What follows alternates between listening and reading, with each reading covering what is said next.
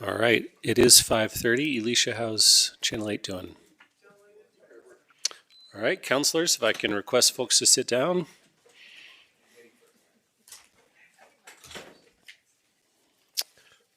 All right. I'll go ahead and get us started in here because I do have an announcement to get going first. So the announcement is about 2026 boards and commissions recruitment. Are you looking for an opportunity to get involved? Because the 2026 boards and commissions recruitment period is now open until midnight, January 25th, 2026. So set your alarms. You can find board and commissions descriptions and vacancies online at bouldercolorado.gov/government/boards-and-commissions. Appointed members can now participate in person or virtually for hybrid meetings, and members also receive a free RTD EcoPass to enjoy unlimited rides on RTD trains and buses. Please contact the City Clerk's office at bouldercolorado.gov or call 303-441-3008 with any questions you may have. And with that, I will go ahead and get us started with our Thursday, January 8th, 2026 special meeting of the Boulder City Council. I'll call us to order and ask for a roll call, please, Elisha. Yes, sir. Thank you.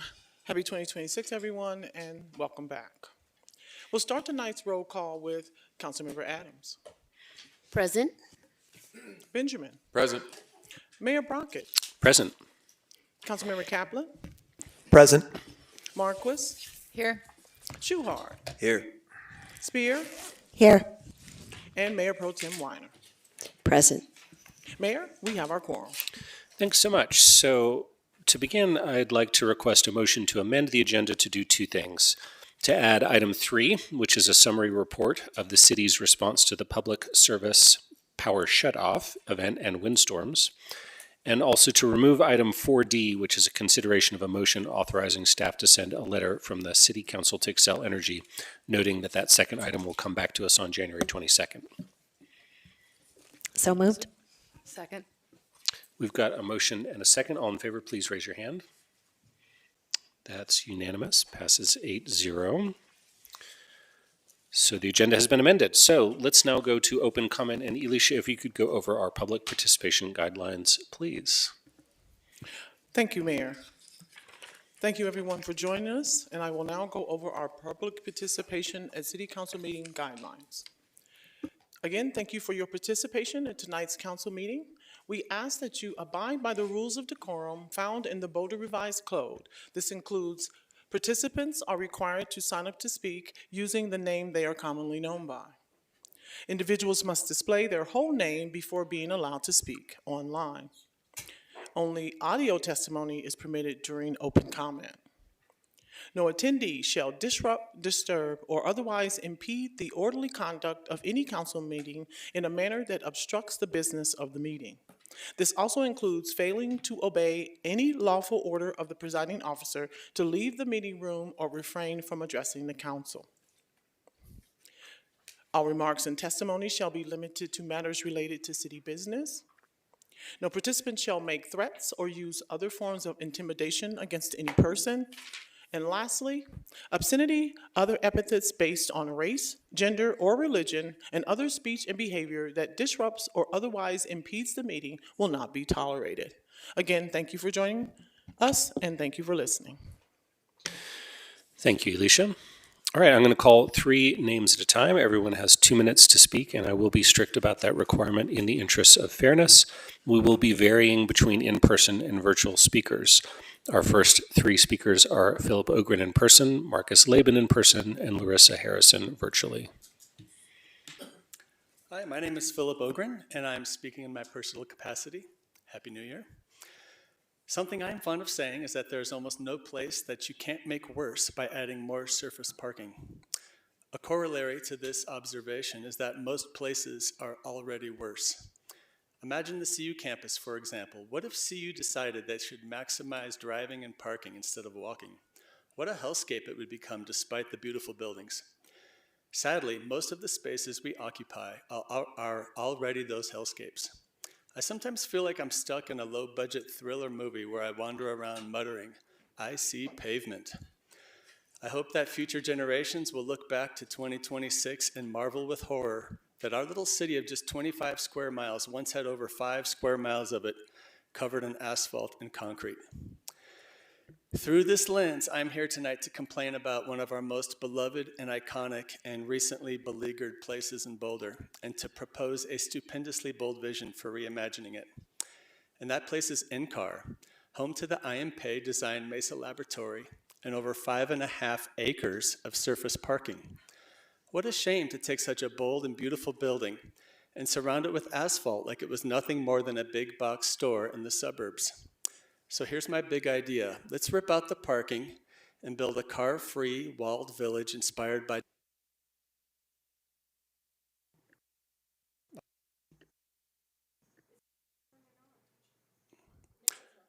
Dutch walkability and Anasazi aesthetics. It will feature a large public circle in the middle and a large pedestrian loop that will serve as a market for all the artists, artisans, jewelers, potters, musicians, poets, bakers, chocolatiers, and other radicals who will be housed there above their shops. The Mesa Laboratory, that will become an event venue, art gallery, food court, and movie theater. Sundance, anyone? How will the people get there? Shuttle buses, e-bikes, and hiking shoes. I think I would have made it to the end if I had. Thank you. And I did give you a couple seconds because of the technical difficulties. Thank you. And maybe if we were really bold, Bob Yates can finally have his gondola, just not where he first imagined it. Okay, great. Our next three speakers are Marcus Lavin and then Larissa Harrison and Doran Ashrafi Sultanamabi. Hi there. I'm here to ask Boulder City Council and PD to reconsider the renewal of Flock Safety's contract. Here are some facts relevant to the Can decision. you get into the mic, please? Flock cameras have critical vulnerabilities that mean any attacker with a computer and a ladder could view, download, edit, and replace anything on the camera's computer. Photos and videos on these devices have been stored unencrypted and never deleted. On tested devices, there were photos taken during manufacturing. According to Wired, Flock has sent camera data to gig workers in the Philippines. This is in violation of the contract they have with Boulder. Flock Safety has leaked private API keys. In Aurora, this leaked police officers' names, phone numbers, home addresses, and patrols. In Austin, Texas, this leaked information on suspect vehicles under active investigation. Flock has also exposed admin portals for active, live cameras to the open internet. These cameras were trivially findable using a search engine. It's unclear how both Flock and the police departments that we still share our data with will use that data when subpoenaed, or even just requested, by other states' police departments or federal agencies like ICE. A FOIA request in Danville, Illinois revealed that of the 1.5 million searches they received on their Flock data in a roughly 3-month span, under 6% had any case number associated with them. If we define a meaningful reason for doing a search as a description at least 2 characters long and not a generic word like info, test, TBD, or nunya, then fully 24% of all searches had no meaningful reason. Of the roughly 1,000 times a police officer in Boulder searched this way, one officer used the word police as the sole reason for their search 149 times. In fact, this officer never gave any other justification when using Flock this way. When we contract out our safety and privacy, we leave parties that don't care about us responsible for our well-being. These tools have a proven track record of exposing the city to pointless liability, endangering police officers, and violating the public's rights. If it would help the council or Boulder PD, I have sources on all of these printed and also on a Google Doc. Thank you. Thank you. Now we'll go to Larissa Harrison virtually and then Doran Ashrafi Sultanamadi and then Rob Smoke in person. Hi, my name is Larissa, and I'm a team member of Sustainable Buffs in the neighborhood. We provide peer-to-peer outreach to CU students living off campus to encourage them to live sustainably. At the end of each school year, thousands of CU Boulder students graduate, move out of Boulder, and face the stress of figuring out how to get rid of the furniture and other items that saw them through their time at CU. Sustainable Buffs in the neighborhood, the City of Boulder, and partners like Resource Central, EcoCycle, Goodwill, and Home Ahead are working to make this process easier for students living on the Hill. We don't want to see any more mattresses left to rot on street corners. In May and July of this year, we helped organize a move-out event that allowed us to keep 11.9 tons of waste off the streets and alleyways. This helped promote the city's circular economy goals as many of the items collected found new homes. We will be bringing the move-out events back in May and late July, and we're working with the Boulder Area Rental and Housing Association to see how we can go beyond our previous success and divert even more waste. CU students aren't leaving couches and mattresses on the curb out of laziness, and providing them resources like this helps them dispose of their items without disturbing the rest of Boulder. We sent you our end of year report, which has even more information regarding the effort students have made to keep Boulder beautiful. We hope to see everybody in May and July for our next round of move out events. CU students are invested in keeping Boulder clean and healthy. Give us a chance. We've got a lot of manpower and we want to help. Thank you for your time. Thank you. Now we'll go online to Doran Sultanamadi and then in person to Rob Smoke and Lynn Siegel. Hello. Oh, I think the timer is. Okay, thank you. Hi, my name is Doran, and I'm the team member of Sustainable Bluffs in the neighborhood. We provide peer-to-peer outreach to CU students living off campus to encourage them to live sustainably. I'm here today to talk about eco-visits and why they matter, not just for sustainability, but for protecting wildlife in student-heavy neighborhoods. A lot of students live off campus in Boulder, often in shared houses or apartments. In those places, the trash, recycling, and compost system can be confusing or just new. When the basics go wrong, bins overflowing, food scraps in the wrong bins, lids left open, wildlife are the first to show up. It's not student being careless. Most of the time, they just don't have clear info or the right setup, and that's something we can fix. Eco visits are a simple solution. We visit students where they live and help them get the basics right. Trash, recycling, compost, and simple ways to save energy and water.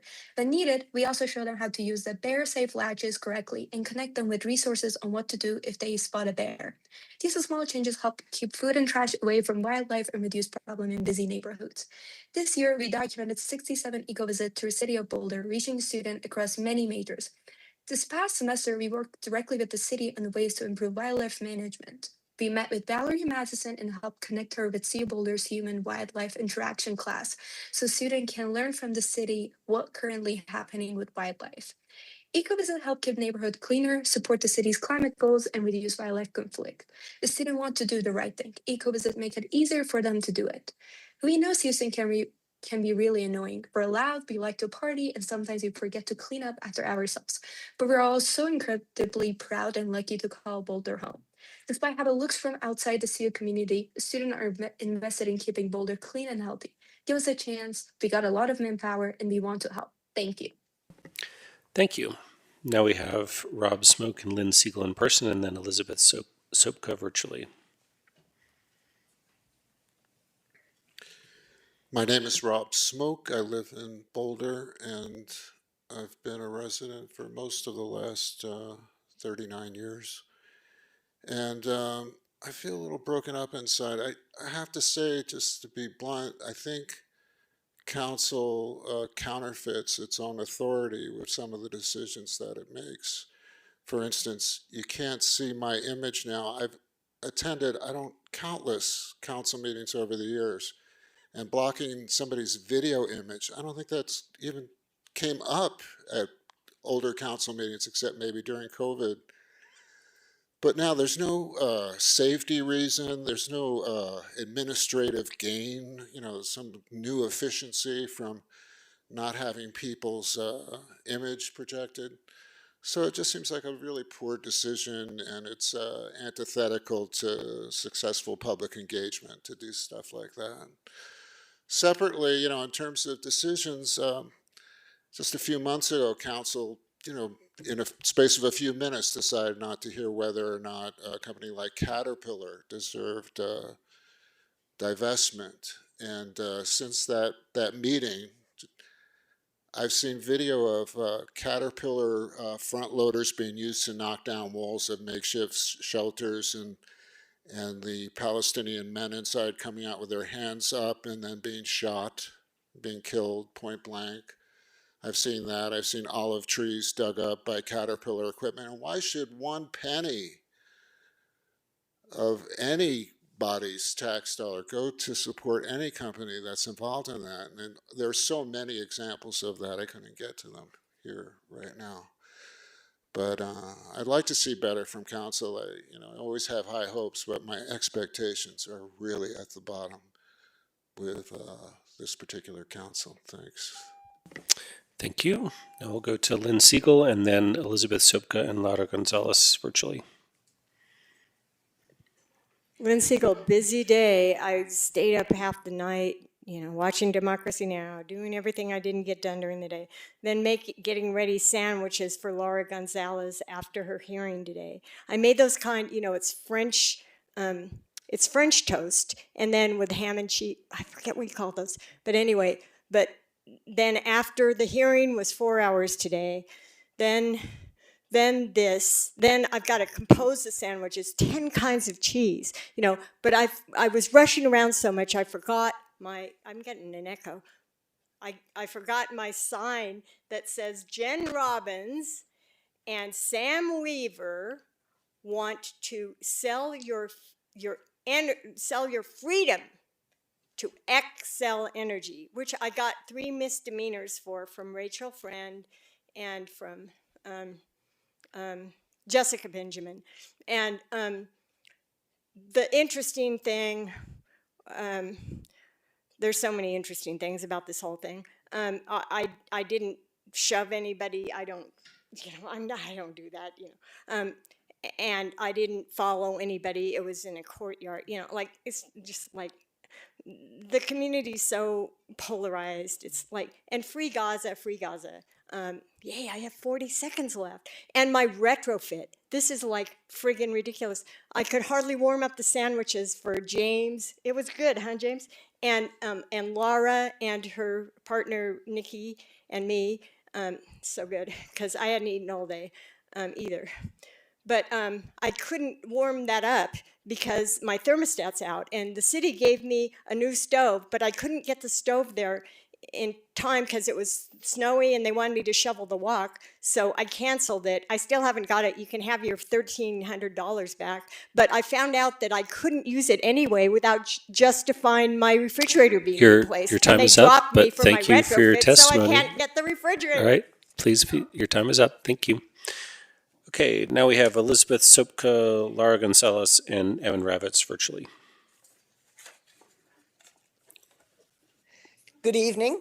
My name is Beth Sopka. I moved back to Boulder a year and a half ago after 60 years in the Boston area, during which time I graduated college, earned a master's in education, worked, married, and raised my family. When my son joined the CU faculty in the philosophy department several years ago, I was delighted to move back, returning to the city of my youth. Now, renting in Gun Barrel, I'm very much hoping that my son and I together can find an appropriate and affordable place within the Boulder city limits. I lived in Cambridge, Massachusetts, and experienced for 10 years and experienced their unusual proportional representation, PR, voting system for city council. In place since 1941, PR regularly produced a diverse council representing the wide-ranging different segments of that highly integrated town-gown working class community. They did. I think Boulder would benefit from this approach to its elections, as it faces a very similar population. Indeed, I helped collect signatures for the petition submitted to you by League of Women Voters in March, with almost 600 signatures calling upon the council to hold a study session in 2025 on PR. That didn't happen then, but you have an opportunity now at your retreat this coming Monday and Tuesday to put a PR study session on your 2026 work plan. I surely hope you do. Also, I invite you to a community conversation on proportional representation on Wednesday, January 14, from 7 to 8:30 p.m. in the Longmont City Council chambers. You'll be able to participate in a mock election using proportional ranked voting, and you'll be able to see then how many more people get represented with proportional representation election system. You don't want to miss it. Thank you. Thank you. Now we have Laura Gonzalez, and I understand that she will be using interpretation, and so some additional time will be allotted for that interpretive process. Mayor, I do not see Laura online tonight. Okay, well, we'll see if she comes in before open comment is over. So our next speakers are Evan Ravitz virtually, and then Taylor Coletti in person, and James Gilbert virtually.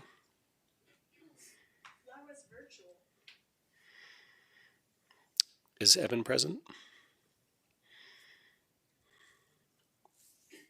Evan, your mic is open if you'd like to unmute. Hi.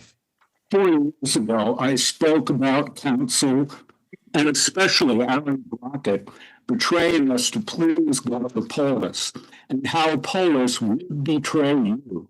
Aaron went on the city's 2016 24-person junket to Oregon to look at legal homeless camps and tiny villages. Aaron made friends with 2 formerly homeless people, the 2 Mikes. Quiet, In please. 2017, the city hired consultants to make a plan, and Mikes put in as much energy as their bodies damaged by living outdoors for years could handle. One lost his gallbladder, which has horrible consequences. But in 2022, when Polis told the media he was happy about the sweeping of the homeless camp near his penthouse, Aaron flipped and led the charge to spend over $14 million on sweeps since then. The city says there are 140 unsheltered homeless, so that's 100,000 each to harass campers. Denver also spends about $4 million a year on sweeps, but that's for about 6 times as many homeless. So there's gigantic waste in Boulder's homeless industrial complex. Council also betrayed us by being the only city to back the governor's takeover of local zoning, and council has refused to divest from genocide to please Polis. Polis has betrayed you. He capitulated to ICE in the majority of cases. His commission has permitted over 9,000 wells, and he's promoting influencers who promote pedophilia and eugenics, according to Western. Thank you for your testimony. All right, now we're going to go to Taylor Coletti in person, then James Gilbert virtually, and Leslie Glustrom after that.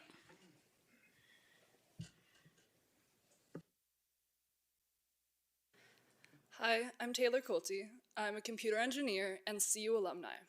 I've called Boulder home for the past 6 years. I care about Boulder a lot and its people, and this is why I'm here to raise my concerns about flock safety. Flock began as an automated license plate reader company and are rapidly expanding into a data collection company.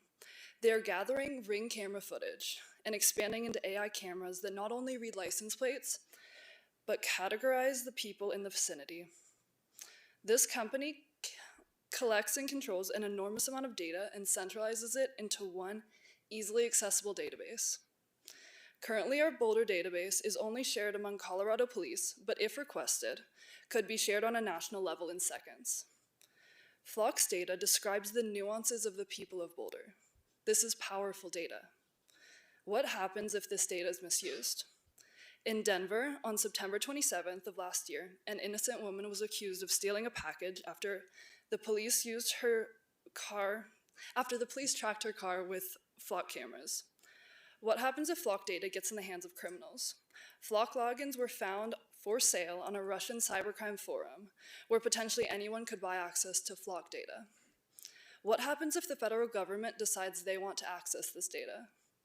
In April of last year, the Loveland police gave the ATF access to its Flock account for ICE-related searches. There's a reason why across the country, people are pushing Flock out of their cities. Flagstaff, Arizona, and Cambridge, Massachusetts are a part of the growing group of cities that have chosen to deactivate their Flock cameras. For the past few months, the residents of Bend, Oregon have been speaking out against Flock. And just yesterday, the city council ruled to deactivate their cameras and not renew their contract. Can Boulder join this group and reevaluate our contract with Flock? Thank you for your time. Thank you. Now we have James Gilbert in person, and then Leslie Glustrom and Celeste Landry in person.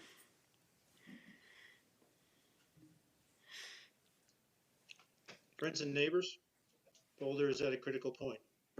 Fossil fuel pollution is affecting safety, health, and economics everywhere. It is amplifying our own local risks due to wildfires and the outages used to prevent them. Due to our lack of sufficient individual and community energy resilience, our businesses are losing millions due to these outages, while exposing our most vulnerable to health and safety risks. I suggest that our best option is to create a sustainable energy utility that is complementary to our other utility services. Boulder desires to align its energy system objectives with its planning and execution, including making energy access safe, equitable, and affordable. Even if Xcel Energy meets some of our objectives as an energy provider from outside of our community, it will likely miss other objectives, creating gaps as we see playing out now. If not funded and planned strategically, most of the proposed solutions I have seen, including undergrounding, microgrids, municipalization, or let's make Xcel pay, will likely result in disproportionately higher costs to our already energy burdened ratepayers and may not achieve the intended objectives. But we can solve this together. A sustainable energy utility like Ann Arbor's is a self-sustaining, community-led, bottom-up meets top-down approach. It can fill gaps by equitably and strategically facilitating the deployment and coordination of individual and community energy resilience through available technologies and public-private partnerships. This can improve our individual and community energy reliability and resilience in an affordable, whole-of-community approach. Distributed energy resources such as energy efficiency improvements, solar plus storage with bidirectional EV charging, geothermal energy networks, community solar plus storage, and virtual power plants do empower our community to save money and meet those objectives.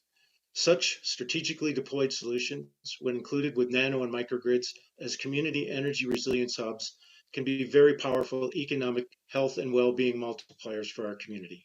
Thank you. Thank you. The rest of our speakers are in person. We have Leslie Glustrom, Celeste Landry, and James Duncan as our next three.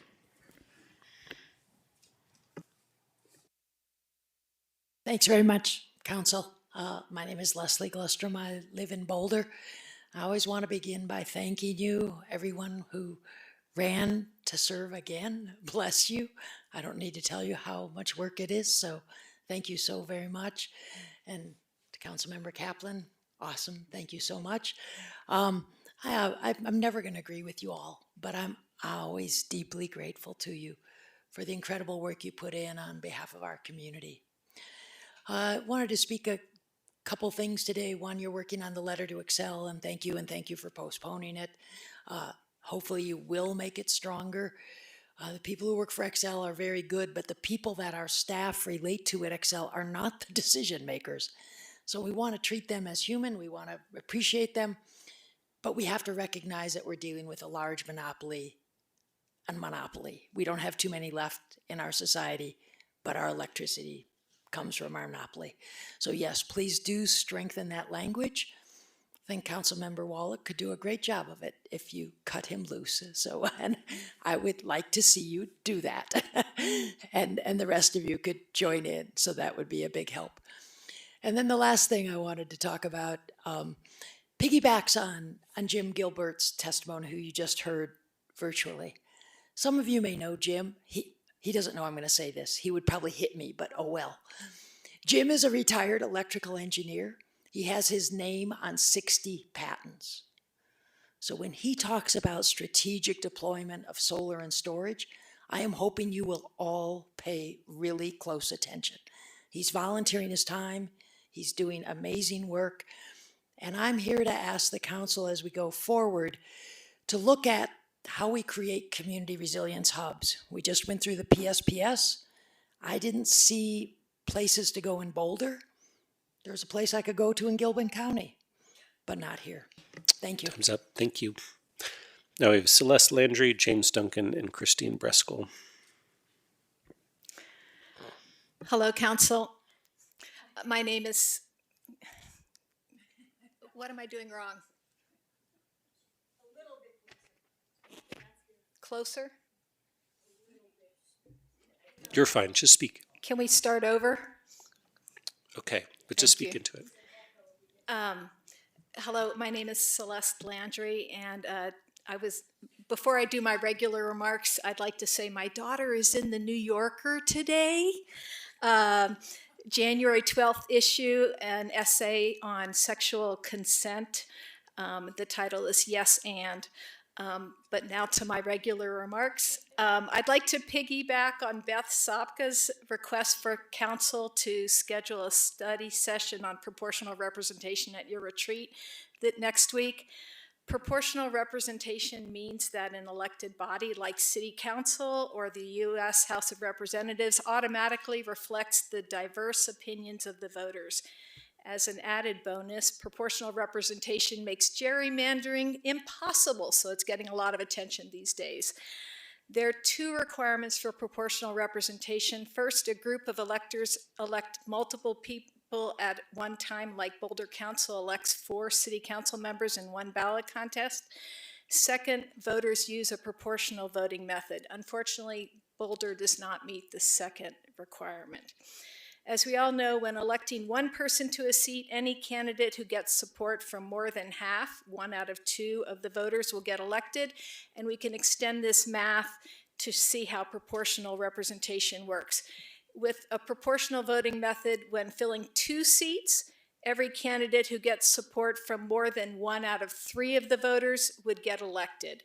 When filling 3 seats, every candidate who gets more support from more than 1 out of 4 of the voters would get elected. And so proportional representation ensures that every sizable group can have a seat at the table. In 1917, during the Progressive Era, Boulder became the 2nd city in the U.S. to adopt a proportional voting method to elect its city council, which included its first woman. Boulder used this proportional voting method until 1947 during the MacArthur era. Thank you. And I have flyers to pass. Okay, great. You can hand them to the city clerk. Okay, our last 2 speakers are James Duncan and Christine Breskel.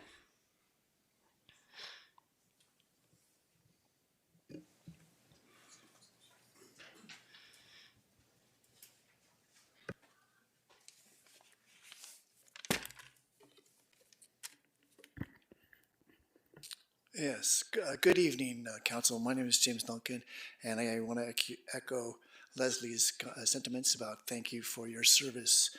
I know it's a fun, tough job for you. The picture that I was passing around was a flyer of a concert this year. And I know that I saw that 2 of you, Taisha and Tara, at this concert. It was a Jerusalem Youth Choir. And I mentioned that because it seems to be forgotten. It was on May 31st. And I imagine you all know that date. As a matter of fact, the paper chose the next day to be the top story of the year. To me, that was 15 minutes of senseless violence, right? Where this movement of the Jerusalem Youth Choir what should have been the top story of the year. And I would like to read a little bit of that.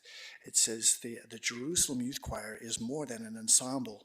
We are building a movement in the heart of Jerusalem where the lines of identity and conflict run deep. Young Palestinians and Israelis come together to create something powerful and rare, harmony.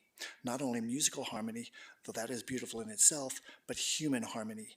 Each note sung, each story shared is an act of trust, resilience, and hope in the face of division. Right? Let me finish this part. Through JYC, we are weaving a new social fabric in Jerusalem, one that is inclusive, just, and rooted in mutual dignity. It is slow work, it is hard work, and it is deeply transformative. Our presence here and your presence with us is part of that transformation in this movement. You are not just an audience, you are participate in a shared journey, one that dares to imagine what peace and equity Your time is up, sound but like. thank you for your testimony. All right, our last speaker is Christine Breskel. Short. Hi, my name is Chrissy Breskel, and I'm here to talk about our rec centers. But first, I too would actually like to echo the sentiments of gratitude. Thanks for the opportunity to speak and for listening. So thank you, guys. We've known for years that Parks and Rec wants to add an aquatic center in Valmont City Park, renovate East Boulder Rec Center, add an indoor track, and apparently add lap lanes, and replace South Boulder Rec Center with an indoor soccer field house without a lap pool. I totally get why they'd like a field house and an aquatic center, because those could generate revenue. The only problem is that the community is absolutely not okay with losing our lap pool at the South Boulder Rec Center. My understanding is that because we don't want to build right up to the lake, the land where the current South Boulder Rec sits, together with the adjoining outdoor field, cannot accommodate a full-size field house, which is wanted for rental purposes, together with the full-service rec center, which would keep a lap pool and a double court gym. But this is a story that can absolutely have a happy ending because there are many ways in which all stakeholders' interests can be met, including Parks and Rec, the Aquatics Coalition, Reimagine South Boulder Rec, BVSD, and South Boulder residents. For example, the Aquatic Center can be located at Valmont City Park, and the field house could be co-located there, or could be built as part of the East Boulder Rec's renovations, either now or in the future.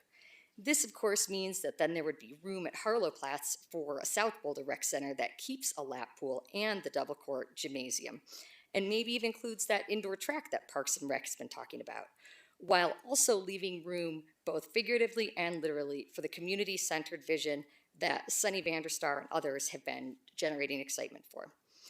So I wanted to raise this now, before it's too late, before plans for East Boulder Rec Center are finished, and while the city's making system-wide plans for our recreation facilities. As you guys know, recreation is quite possibly the one issue that truly unites all of Boulder. So it would be awful if we end up on a path that pits stakeholders against each other, which removing a lap pool from a future South Boulder Rec Center would do. So please question everything, especially about things that might seem infeasible or are told are cost prohibitive. I believe if the city listens and is truly open to adapting any existing ideas to meet the needs of all stakeholders, together with modern engineering, Boulder can have a world-class Your recreation time is up. system that just Thank you for your testimony. All right, that's the end of our speaker list. Has Laura Gonzalez come back to the meeting at this point? Mayor, she is not. All right, then that brings us to the end of our commenting period. I'll turn to city staff to see if you have any responses to open comment. Good evening, Mayor and members of the council. Thank you to everyone who came and spoke with us tonight. I think we've touched previously on a lot of the topics that came up tonight, so I think I'm happy to just answer any questions if you have any. Great, and Roberto, anything? No, thank you, Mayor. Okay, any questions from city councilors for city staff? I got Taisha and Ryan. Thank you, Mayor. Just a couple of questions. The first is around the community resilience hubs, and it reminded me of the recent grants that were disseminated by Boulder County on the climate justice. I believe there's at least one that talks about strengthening and building community resilience hubs, and I just had a question on how is the city of Boulder partnering with Boulder County on those efforts and identifying any gaps related to that. So that's one area that I would love to get more information on. The second question I have is about closed caption. Obviously, there was some, I actually voted against having no camera for video.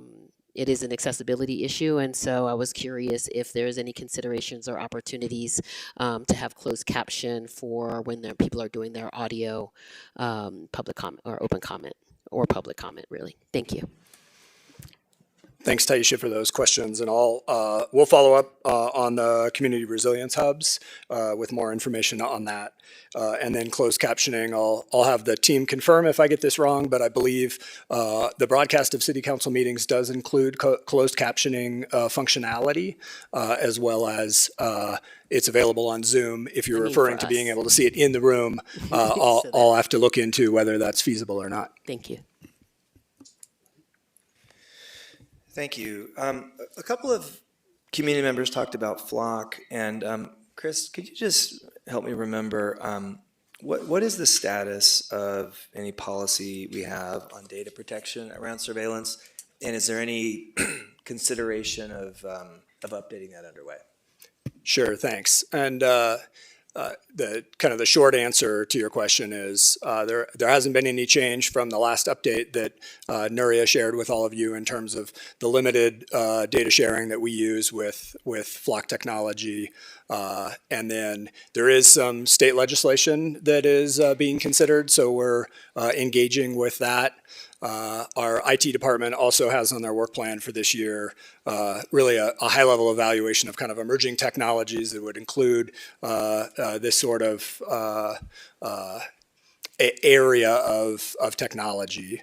And then lastly, we're Nuri, our city manager, has been exploring and considering some ideas around engagement with experts in this area of technology and privacy. So there may be more to come on that in the future here. But happy to recirculate that kind of more detailed overview of Flock specifically, if that would be helpful for council. Thank you very much. Right, not seeing any other hands raised. That's our questions. Council members are allowed 60 seconds to respond to open comments if they're interested. Any takers on that one? It's only 30. 30 seconds. 30 seconds. Thanks for the reminder, Taisha. 30 seconds. All right, here we go. I continue to be concerned about Flock. I did include a public safety for all for council priorities. That was last on the list of voting, so that was awesome. I'm sorry our community continues to present valid and reliable evidence on how Flock data has been used and abused. I'm hopeful that we can update our policies. There are other companies besides Flock. As far as Caterpillar is concerned, you know, they also build our schools. It's complicated, and yet I feel like there are other companies that are not violating international and local and state law, and I'm hopeful there. And then lastly, wanted to thank Taisha, the I think we're at 30 reminder. seconds. Oh, I just see you buffs sustainability as a member of RCAB. It was really wonderful to see their efforts around circular economy. Thank you. Thanks. Right, seeing no, oh, did you have a, Ryan, did you want to do a I do now 30 sort of a second? colloquy. I do think there is another flock related or data protection one on that's higher up than the last one. So something for us all to take a look at. Thanks. Okay. Point of clarification, I was just going by the ratings. So for those of you who may not be aware, the city council members were all asked to submit their recommendations, and then we kind of ranked them.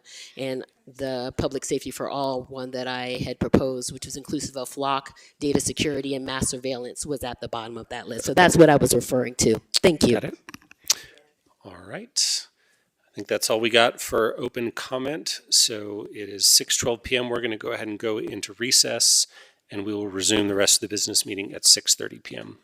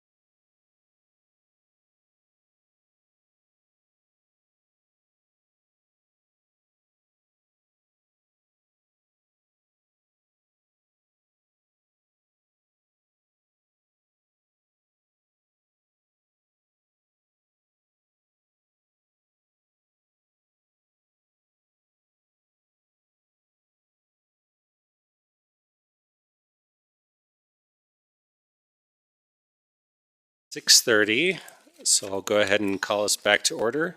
And Alicia, if we can go to item 3, please.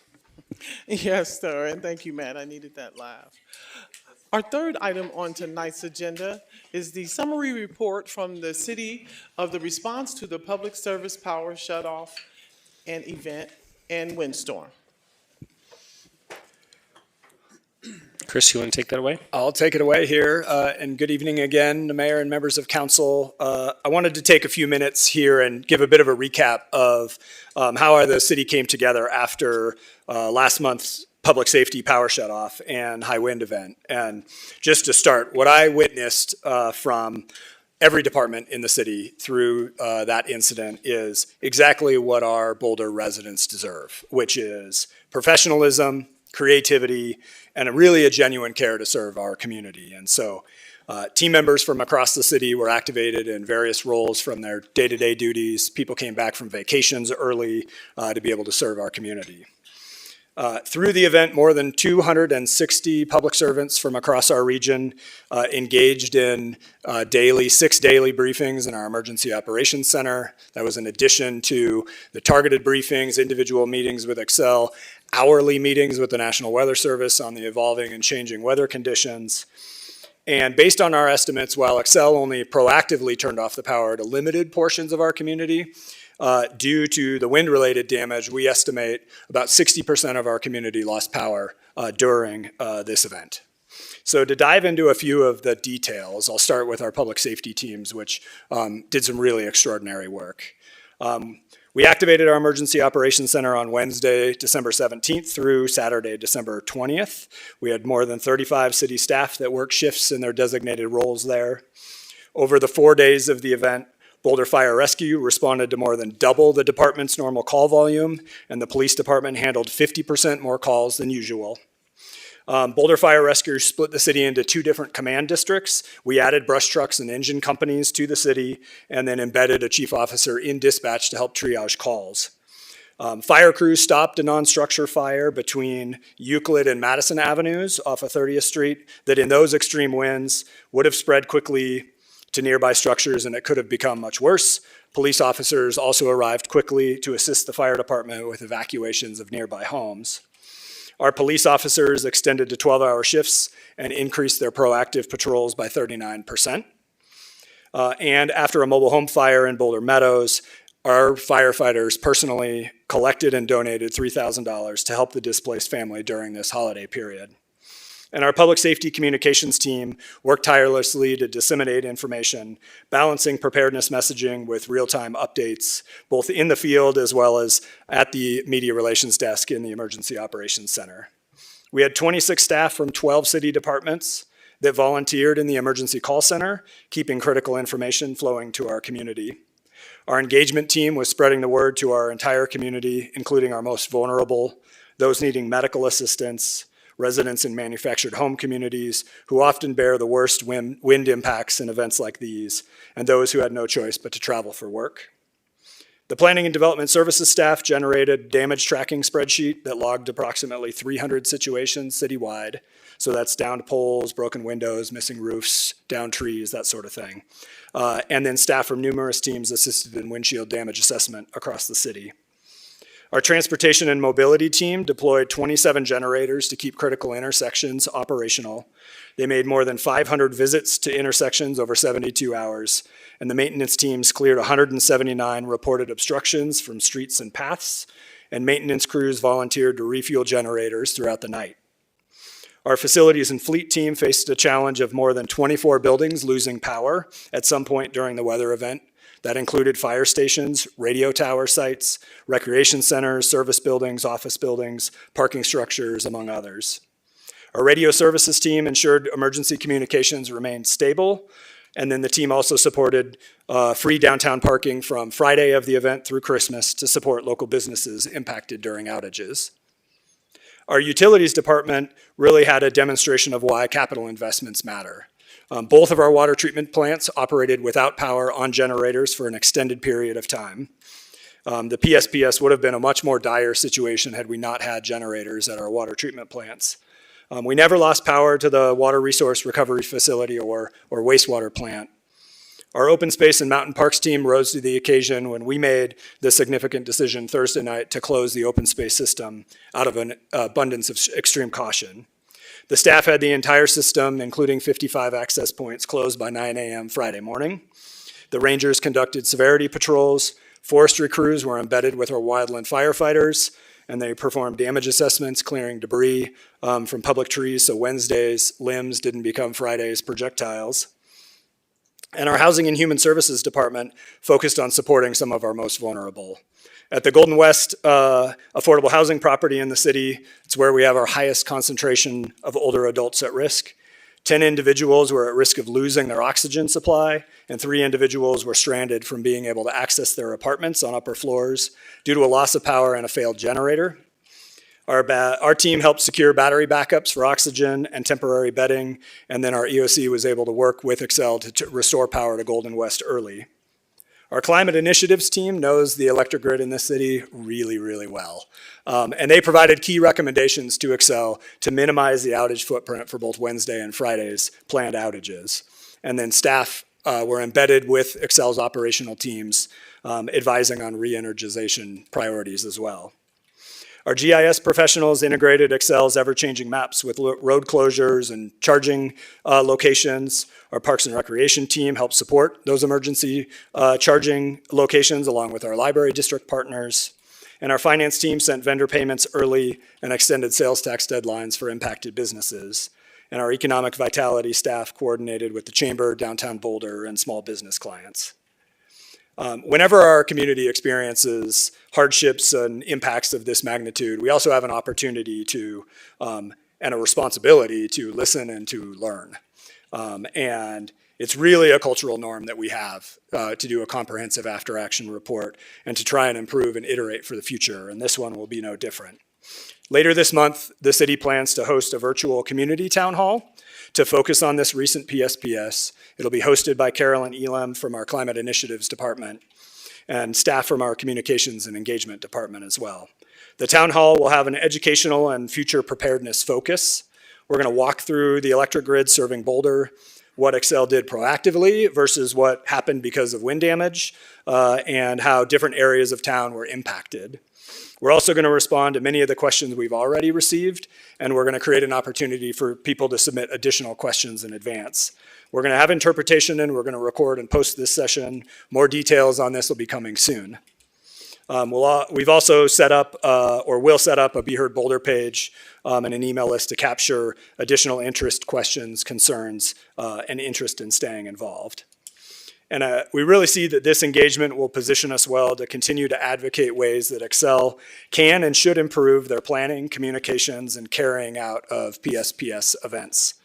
We're collaborating with our Office of Disaster Management to lay out some expectations for Excel and to identify ways to improve public safety power shutoffs, how they're planned and how they're conducted.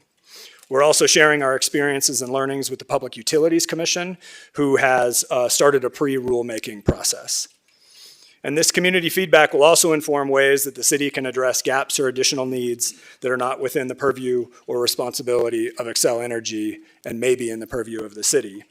So to wrap up, emergencies and disasters like these are disruptive by nature, and we always work to respond quicker and more efficiently. But today I share my gratitude to all of our staff and to our regional partners who showcase the very best in public service and answering the call when our community needs us most.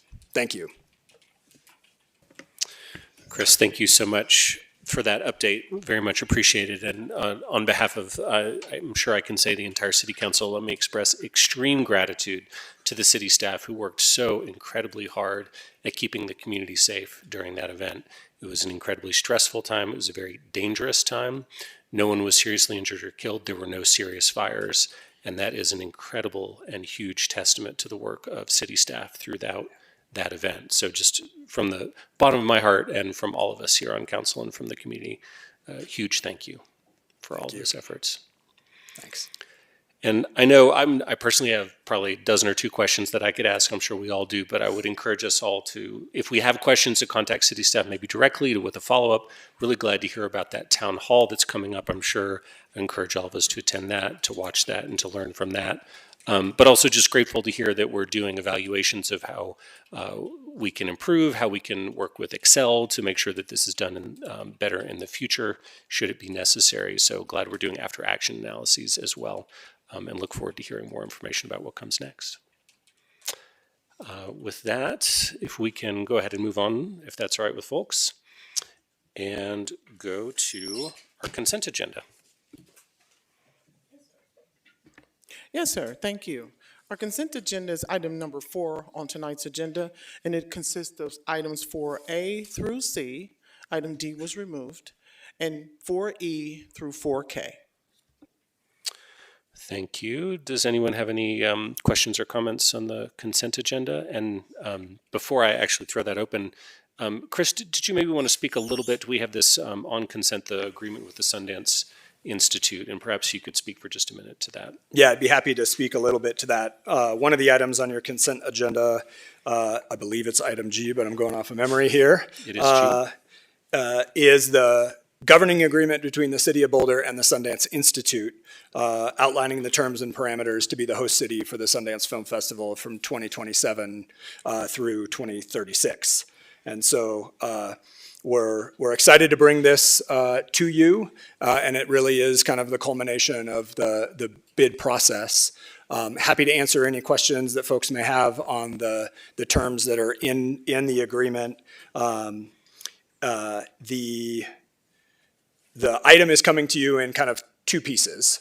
The first is the item that's on your consent agenda here, which is for the City Council to approve and direct the city manager to execute the agreement.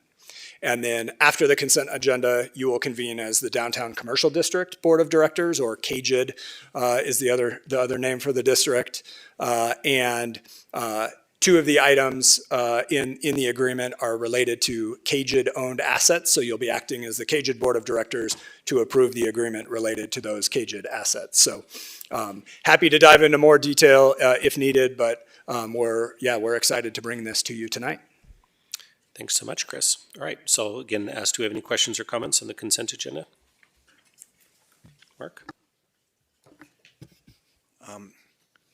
We're not doing it tonight, I don't think, on the Excel letter? No, that's been postponed to the 22nd. Okay, is there a process by which we're going to analyze that letter or make comments, make amendments? How is that going to work? Yeah, we have asked council members to provide any comments to Carolyn Elam, who's going to help compile those, and then we'll compile those edits and then get it back into your packet for the 22nd. Thank you. Taisha? Thank you. Thank you, Chris, for the opportunity to chat with you a little bit more about the Sundance Governance Agreement. I continue to be excited about some of the climate components, as well as the opportunities.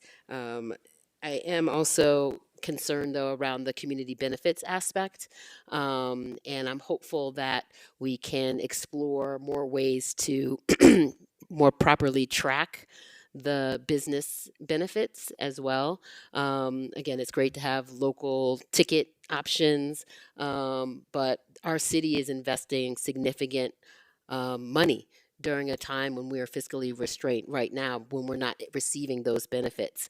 And so really I wonder how, and if there are opportunities in that community impact report, if we can get some additional tracking, perhaps the Boulder Chamber or the Downtown Business Partnership or some of our other partners, beyond hotels and restaurants, which are also very, very critical. But I'm thinking the plumbers and the electricians and housekeeping and all of the people and businesses that can be impacted for this work. So there's that.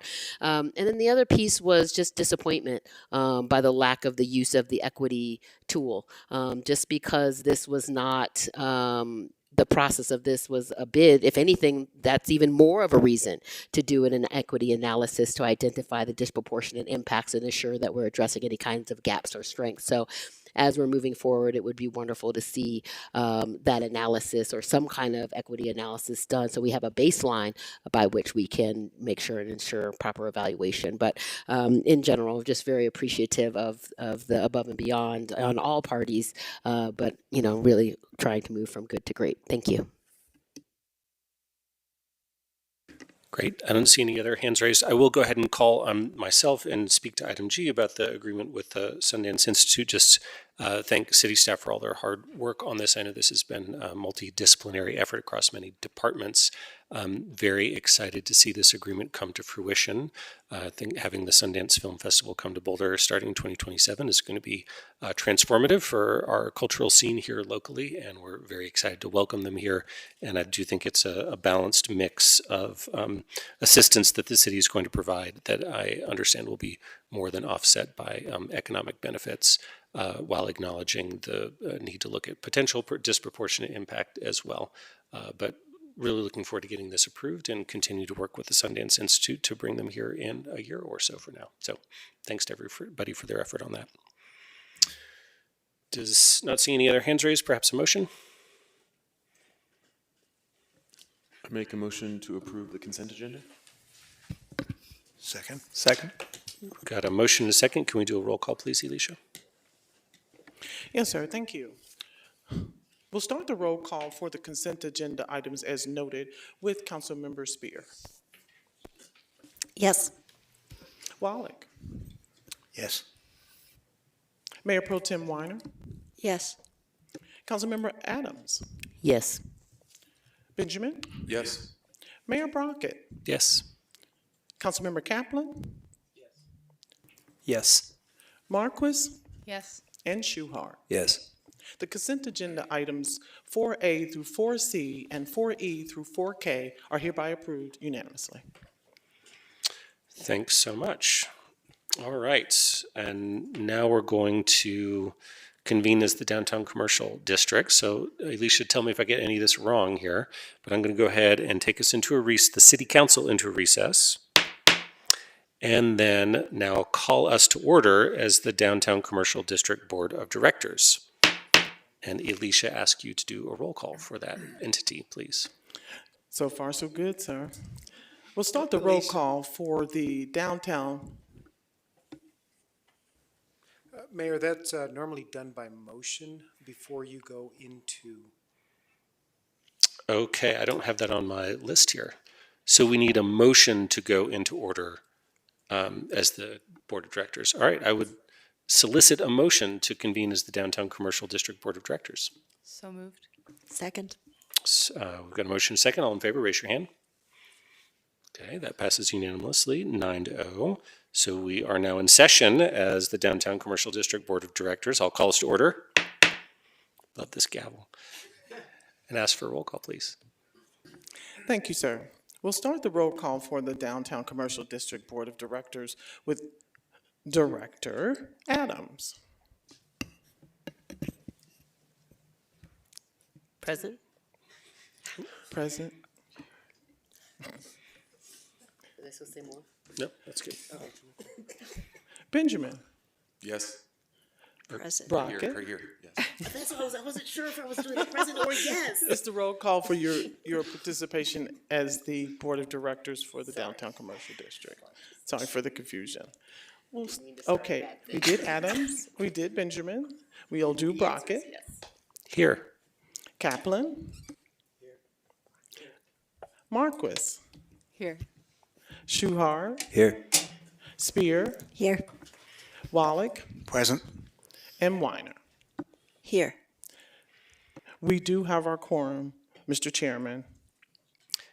Thank you, Alicia. Can we go to item 6B now, please? Yes, sir. Our item 6B on tonight's agenda for the Downtown Commercial District Board of Directors is the consideration of a motion to adopt Resolution 319 of the City of Boulder Downtown Commercial District, formerly known as the Central Area General Improvement District, approving incentives offered to the Sundance Institute and authorizing the general manager to negotiate and execute a lease with the Sundance Institute and setting forth related details. Perhaps someone would be interested in making such a motion? Can you say so moved? Tina? Can I ask a question? Of course. Just a quick question. When we think about the parking incentives, when we do a parking increase, does the revenue of the increase in the future is that split, does that change the base that we're establishing now? And was the base that we established with the recent increase, or was it before the increase took place on January 1st? Thanks for the question, Tina. And that specific incentive in the agreement is related to essentially revenue sharing of up to 1,000 parking spaces with the Sundance Institute. And it'll be based on whatever the price is set for during the festival. So it won't be based on a base of current parking. It'll just be during that time frame. And whatever the price is that's set, we're going to share that revenue 50-50. Does that make sense? Okay, so it doesn't matter, no matter what, it's 50-50. It doesn't matter what we're doing today. Correct. Okay. And then will we be expecting some kind of annual update that shows us sort of what was the cost benefit to the festival in general, but more specifically related to our incentives, sort of an incentives analysis? Yeah, there are terms in the agreement where essentially we have to compile all of those stats for whether it's the city compiling it for the Sundance Institute or vice versa. So we'll be able to pull all of that together into one place, so we'll be able to kind of see it year to year cumulatively together. Thanks for that, Tina. I'll just go ahead and move that we adopt Resolution 319. Second. Okay, Alicia, can we do a show of hands on this? I would prefer a roll call, sir, for the record. Yes, ma'am. All right, if we can have a roll call, please. We have a motion and a second. We'll start the roll call for Resolution 319 of the Downtown Boulder District Board of Directors with Director Adams. Yes. Benjamin. Yes. Brockett. Yes. Kaplan. Yes. Marquis. Yes. Shuhart. Yes. Spear. Yes. Wallach. Yes. And Weiner. Yes. Resolution 319 is hereby approved unanimously. Very good. I'll look to our Deputy City Attorney. Would you like a motion to both disband and reconvene, or? That is the safest route. Thank you. You got it. I'll just go ahead and move that we adjourn as the Downtown Commercial District Board of Directors. Second. Got a motion and a second. All in favor, raise your hand. That passes unanimously, 9-0. And then I will go ahead and move that we reconvene as the Boulder City Council. Second. Got a motion and a second. All in favor, raise your hand. And that passes 9-0. Okay, so we are once again the Boulder City Council. And can we go to our call-up check-in item 8, please? Yes, sir. Thank you. Item 8A is the consideration of a form-based code review for redevelopment of the properties located at 5501 and 5505 Arapahoe Avenue with a new 5-story mixed-use building containing 300 dwelling units and 2,918 square feet of retail production business space. This is reviewed under application LUR 2025-00027. Thank you, Alicia. Any questions or comments or desire to call this item up? I'd like to call it up. Okay. Do you want to just get a motion on the table and then speak to it?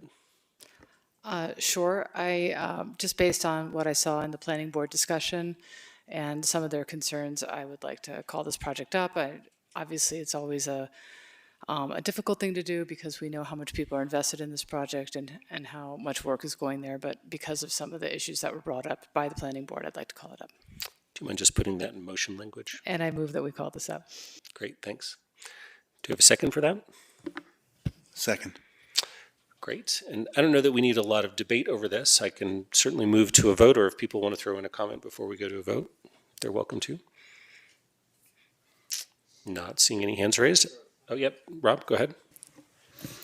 I just want to say this is kind of a pickle that we're in to call this up because I don't want to hurt the developer. They went through the code. They did everything that the code asked, but the code itself doesn't seem to delineate the mass, the setbacks, some of the height variances that we really want. So I don't want another project to come up and go through the same process. So apologies to the developer. Okay, so did you want to add something, Mark? Yeah, I want to support what Rob just said. This is really a bit of a conundrum. The developer has played by the rules that we set and has done what we have asked him to do pursuant to the form-based code, but the form-based code itself has produced what I consider to be an extremely poor result in terms of the aesthetics of the project. And I don't know if calling it up is the perfect answer, but it's something we need to come to grips with. And I think the planning board recognized the difficulty of this in the way that they analyzed it, and were significantly divided over what to do with it. So again, I'm not looking to punish the developer on this, but we have created a set of rules that I don't think are working well for us if we consider or if we care about the aesthetics of the buildings that we authorize. Thank you. Mr. Mayor, Yes. before we get too far, I want to make sure that we're not talking about issues of substance. Yeah, thank you for that, Roberto. To be clear, we're talking right now about whether or not to call this project up, not about the substance of the project itself. So appreciate that reminder. I got Nicole and then Matt. I just had a question for staff, actually. So if we call this up, we are reviewing this project under the same code and everything that planning board did, right? Like nothing is really changing there. Is that correct? Good evening, Council. Brad Mueller, Planning and Development Director. Yes, it would be reviewed under the code that was in place at the time of its review and processing. Yeah, leave it there. Yep, Matt? Pardon me. Really just sort of a comment on, we've created these two tracks of process. We've created a very structured, prescriptive, predictable process with our form-based code. And we also have a site review that is our more discretionary. That's where if you want to be a little avant-garde, you get to go through that process. We have to maintain discipline as a body to maintain those two tracks. Otherwise, all we're doing is reverse engineering the site review by having people do form-based code to just call it up into the discretionary process. So I just ask that if we have concerns about aesthetics, we have to set those aside because we've created a track deliberately. In fact, almost all of us were on council when we created that form-based code to begin with. So I think we have to stay consistent and create that predictability and maintain the words and values that we give to community of, we want to be predictable and we want to create a streamlined process. These are the moments in which we have to back that up. So I think that's an important piece of discipline for us to maintain. Okay, thanks for that. Taisha, then I'll... Thank you. I agree with my colleague Matt Benjamin on this topic deeply. We laid out I was not on council when this decision was made. It was my understanding, though, that these issues were raised at that time. And the council at that time decided to move forward with the current code. If we want to change the code, I did see going back to the council priorities that the form-based code had a very high ranking for consideration as a council priority for a 6 to 8 months, so we can remedy that. But I do not believe that we should punish applicants who went through the process, and the idea that we are going to call it up and then use the exact same criteria. It just seems like we're kicking the can and not really solving the problem, which is actually changing the code. Thank you. Okay, thanks for that as well. All right, I'm going to go ahead and move us to vote. This is a show of hands, I believe we can do. So all in favor of the motion to call up the project, please raise your hand. We got 1, 2, 3, 4. All those opposed? All right, so that motion fails on a 4 to 5 vote, and the project will not be called up. All right, thanks for that. We can now move to our first public hearing.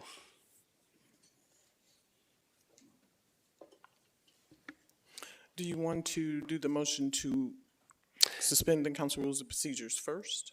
Thanks for recalling that. Okay, so we have 3 public hearings tonight, although only 2 of them will be taking public testimony. And so we do need a motion to amend our council rules of procedures, section 4-6, to allow for 3 public hearings. If someone would be so good.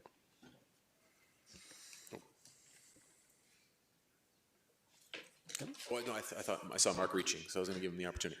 So was that a request for motion? So moved. Second. Okay, motion second to amend the to suspend the rules of procedures. All in favor, raise your hand. Okay, that's unanimous, 9-0. So if we can go to item 9A, please. Thank you, sir. Thanks for that. Item 9A is our first public hearing of tonight. We have 3 actions in that particular item. The first action is the consideration of a motion to adjourn as the Boulder City Council and convene as the Knollwood Metropolitan District Board of Directors. After that action, we will consider the consideration of a motion to adopt Resolution 4, appropriating money to defray the expenses and liabilities of the Knollwood Metropolitan District for the 2025 fiscal year beginning January 1st, 2025, and setting forth those related details. And then we will have a consideration of a motion to adjourn as the Knollwood Metropolitan District Board of Directors and reconvene as the Boulder City Council. Thanks, Alicia. Before we go into that, I'll just call on Councilmember Weiner. Hey there. I'm sorry, everybody. I have a pretty bad migraine and probably a fever at this point. And my kids are sick. You don't even want to know. So the best thing for everybody here is that I go. All right, rest up and feel better, Tara.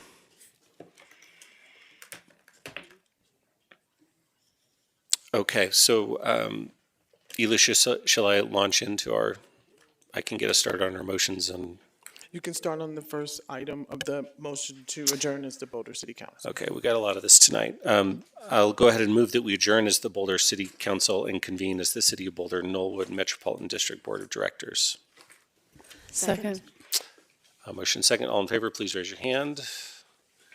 That's 7-0 with a couple people out at the moment. I think it was, yeah. So we are hereby convened as the Knollwood Metropolitan District Board of Directors. More gaveling. So we now, and if you don't mind, I'll just go ahead and do it. I will go ahead and move resolution number 4, appropriating money to defray expenses and liabilities of the City of Boulder Knollwood Metropolitan District for the 2025 fiscal year beginning January 1st, 2025, and setting forth related details. I just need a second on that. Second. All right, I got a motion and a second on that, and I'll just note that this is a routine approval of some revisions to the 2025 budget for this metropolitan district. All in favor of that motion, please raise. Do you need a roll call?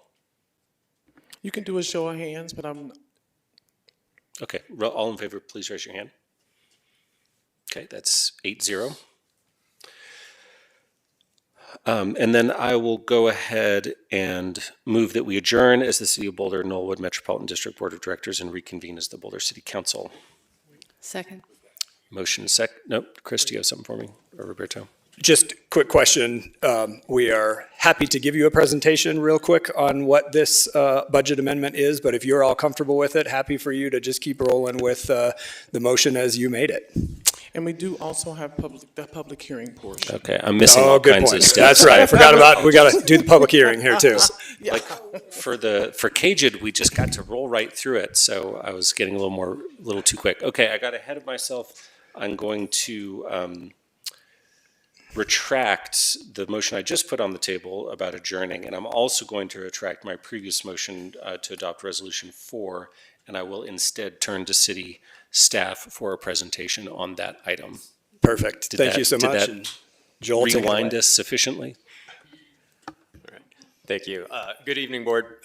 My name is Joel Wagner. I'm the Deputy Director of Finance here at the city, and am supporting the Knollwood Metropolitan District. So first off, welcome to Metro Districts 101. We act a little bit differently than most of the other districts here at the city. So we have a very brief presentation for you this evening on an amended budget for 2025. So that is correct. It's not a New Year's typo. We are talking about 2025. Maybe the first time I haven't misstated something so far this year. So real quick, I'll give you a little bit of background, discuss the proposed budget amendment. We just heard the proposed motion, so I might skip that. We do have to have a public comment period for electors of the district, and then we'll move into any questions, deliberations, and the motions. So just again, for a little bit of background, Knoll Metro District is a new district for the Boulder City Council to be acting as the board of directors for. That happened in 2025 when the district was partially dissolved and then transitioned to the City of Boulder City Council acting as the board of directors. 2025 revenues. The original 2025 budget was adopted by the prior board of directors or the electors residents of the district. They appropriated revenues of just over $13,000 and expenditures of just over $31,000 related to the dissolution activities of the district. This included legal services, accounting services, and some various printing and mailing related to elections. So sorry, this is a little bit busy. The first column is the original adopted budget, and then the second column is expenses incurred in the first 5 months before the City of Boulder took over management, and then forecasted expenses for the remainder of the year. This was prepared when we were going to be here the Thursday that we had the wind event, so apologize I didn't update these numbers for you. But as you can see here, we essentially exceeded budget in the first 5 months of the year. The dissolution expenses just cost more than the original board had anticipated. And then in the second part of the year, basically we just have staff time to finish administration and filing and audits and such. One thing I will point out, we've got a couple numbers in red here. Unfortunately, there was a accounting error in the prior year which overstated the beginning fund balance. So we are unfortunately going to be operating with a negative fund balance for this district for the next year or two. We have some suppliers who have graciously allowed us to delay payment of some of our invoices for the district until we can raise enough money through taxes to pay this off. It's an unfortunate mistake that happened, but we'll get through it. We have some good creditors who are willing to help us out on legal expenses here for the district. So just breaking down the supplemental appropriation here. So you can see the adopted forecast and then the overage. So the supplemental appropriation is $7,400, and I don't have my glasses on, $31. And that is the motion in front of us today. So again, the motion is to adopt the budget. I won't go into the reading of that. We'll do that in a moment. And so I will pause for questions. Thanks so much. Any questions? Not seeing any. Okay. So we can go to the public hearing then. Yep, public hearing. And again, the intent of this, although this is new for us, again, Metro Districts 101, we didn't notice it as such, is for electors of the district, essentially residents in the Knollwood district, to comment on the budget. So we'll open this up now for public comment. Okay, we have two people signed up to speak here. I'm not sure if either of them are actually electors of the district. But I think because we didn't notice it, we'll welcome folks if they have a comment on Knollwood. Okay, very good. So we have Lynn Siegel in person and Laura Gonzalez virtually. So Lynn, you have 3 minutes to speak. Just please do confine your comments to the topic of the Knollwood Metropolitan District Board of Directors.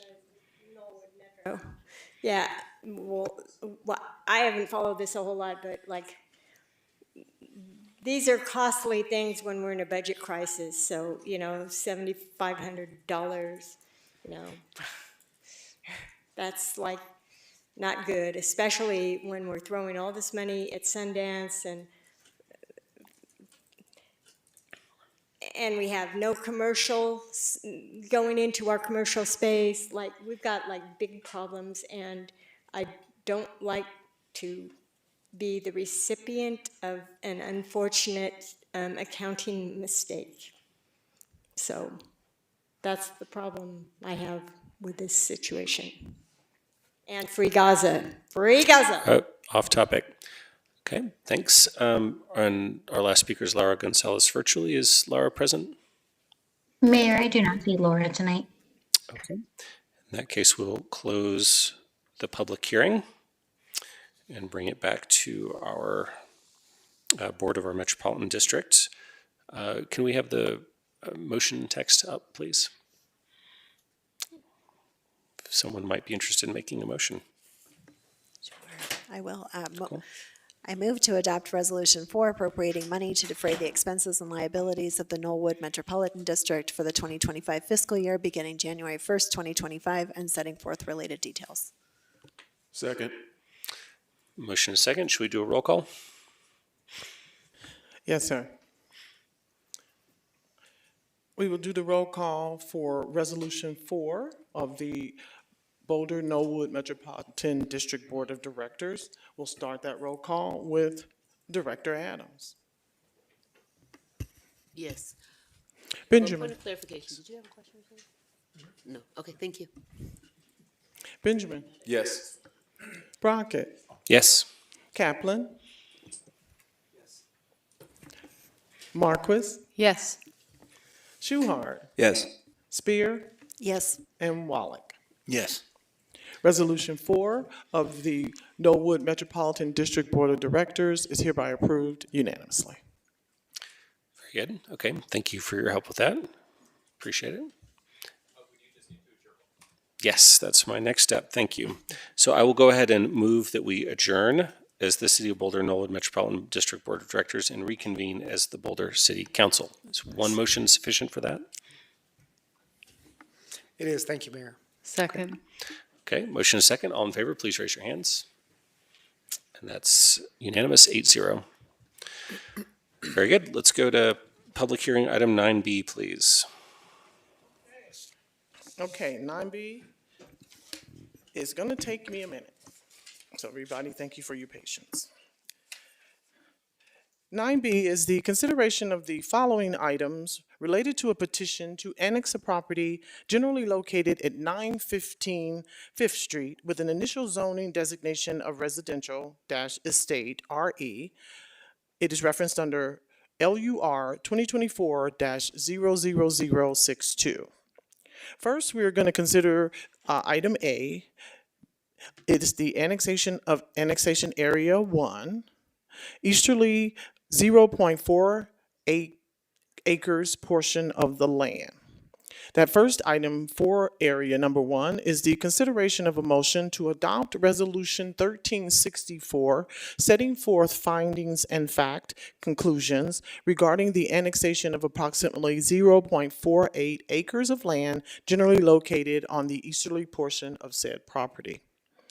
And the second item for Area 1 is the second reading and consideration of a motion to adopt Ordinance 8728, annexing to the City of Boulder approximately 0.48 acres of land generally located on the easterly portion of said property with an initial zoning designation of residential-estate as described in Chapter 9-5 Modular Zone Systems of the BRC 1981, amending the zoning district map forming a part of said chapter to include the property in the above-mentioned zoning district and setting forth those related details. And if Ordinance 8728 is passed, we will need to consider the annexation of area number 2, which is the westerly 0.48 acre portion of land.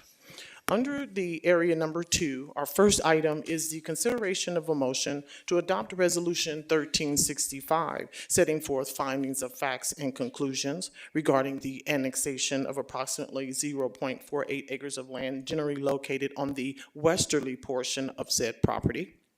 And our second item for area number 2 is the second reading and consideration of a motion to adopt Ordinance 8729, annexing to the City of Boulder approximately 0.48 acres of land, generally located again on the westerly portion of said property, with an initial zoning classification of residential-estate, as described in Chapter 9-5, Modular Zone Systems of the BRC 1981, amending the zoning district map forming a part of said chapter to include the property in the above-mentioned zoning district and setting forth those related details. And if ordinances 8728 and 8729 are adopted, we will consider item number C, which is the second reading and consideration of a motion to adopt ordinance 8730, granting consent by the City of Boulder to the inclusion of approximately 1,294 acres of land generally located at 915 Fifth Street into the municipal sub-district Northern Colorado Water Conservatory District. Wow, thanks for that, Alicia. Make sure and have a drink of water. That was a lot. All right. Chris, I'll turn it over to you. And I'll just pass it right down the line here to Chandler to take it away. Okay, good evening. Chandler Van Skok with Planning and Development Services. I will now read that all again. No, I'm just kidding.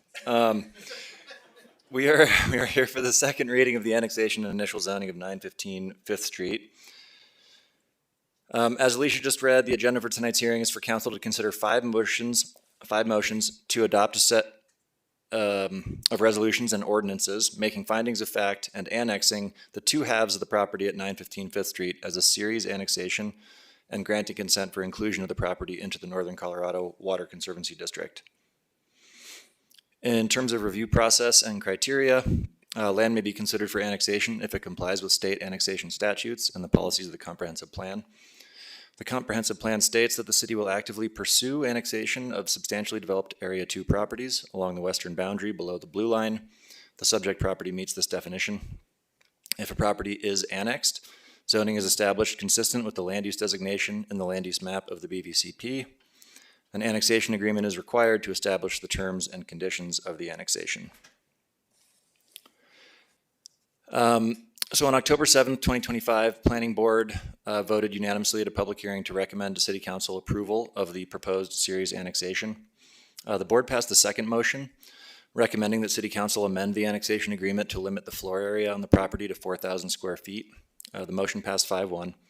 Please note that staff subsequently reviewed comparable past annexations and discovered that the Planning Board's recommendation to impose this limitation was inconsistent with prior annexation practices. Staff also finds that the existing zoning regulations, including setback standards, bulk plane limitations, building coverage, and FAR standards, are in fact sufficient to limit the built floor area on the property following annexation. This is especially true given the steep topography of the site and the blue line boundary, both of which further restrict the size of any future redevelopment. Therefore, staff recommends that council consider approving the annexation agreement without the amendment recommended by the Planning Board. The applicants have also indicated that they do not wish for the proposed house size restriction to be supported. On November 20th, 2025, City Council adopted Resolution 1363, which determined that the petition to annex the property complied with state constitution and Section 3112-107 of the Colorado Revised Statutes, and set tonight as the hearing date to determine if the proposed annexation complies with state annexation laws. That same hearing, Council also passed motions to introduce an order published by title only, ordinances 87, 28, 29, and 30.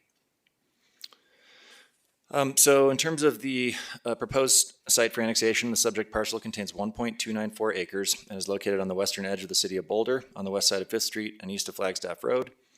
The eastern portion of the parcel, which is shown in orange, was annexed into the city in 1952. The previously annexed portion of the property on the east side provides continuity with regards to eligibility for annexation of the remainder of the property. The property is not directly adjacent to City of Boulder right-of-way, as another property lies between 915 5th and 5th Street to the east. 915 5th is accessed from 5th Street via a shared driveway that crosses the adjacent unannexed property to the south. An existing driveway easement covers the shared driveway. City of Boulder water and sewer is present in 5th Street and currently serves adjacent parcels, including the unannexed property to the south. The existing shared driveway easement allows for the installation of water and sewer services along the shared driveway to provide connection to the existing residents on 915 5th Street. The property is currently not being served by City of Boulder water or sewer. No water well exists. Sanitary sewer is currently handled via a permitted septic system. The property was originally located above the blue line and not eligible for City of Boulder water service, but a blue line amendment approved by the voters in 2016 placed the existing residence below the blue line and made it eligible for water service connection upon annexation. The property is located in the Boulder Valley Comp Plan Planning Area 2. Area 2 refers to land now under county jurisdiction where annexation to the city can be considered consistent with policies 1.08, 110, and 117. Annexation is required before adequate facilities and services are furnished to properties in Area 2. The blue line runs through the 915 Fifth Street property. The portion lying west of and therefore above the blue line is not eligible for water or sewer services and is therefore undevelopable. The property is designated as low-density residential, or LR, on the land use map of the BVCP, with anticipated uses consisting of single-family detached units at a density of 2 to 6 dwelling units per acre. The applicant is requesting annexation into the city of Boulder with residential estate, or RE zoning, which has a density range consistent with the land use designation and would be compatible with the surrounding area, which is also zoned residential estate. As mentioned previously, the applicant is requesting annexation of the city of Boulder with RE zoning. There is an existing detached dwelling unit on the property which will remain in place following annexation. The proposed annexation agreement prohibits any new development on the roughly half-acre portion of the property above the blue line and restricts the future development potential of the remaining portion of the lot to one dwelling unit only. So there is no additional development potential on the property proposed for annexation. The only new construction proposed as part of this annexation is the addition of a water line and a sewer line within the private driveway easement serving the property and a new fire hydrant at the base of the driveway. Pursuant to Colorado Revised Statutes 31-12-104, this property is eligible for annexation if the annexation is completed in a series. A series annexation occurs when the property is annexed in portions concurrently to achieve contiguity through approval of two separate ordinances. An annexation agreement is required to establish the terms and conditions of the annexation. Standard terms and conditions are established considering city codes and policies. This annexation involves at least two public hearings. The first was conducted by Planning Board in October, at which time they made a recommendation to Council to approve the annexation. This is the second public hearing at which Council is asked to make a final determination. Noticing of the application has been done consistent with the land use code. Written notification was mailed to all property owners within 600 feet of the proposed or of the project site, and a sign was posted on the property for at least 10 days. All notice requirements of section 942 of the Boulder Revised Code have therefore been met. No public comment has been received in response to the public notice.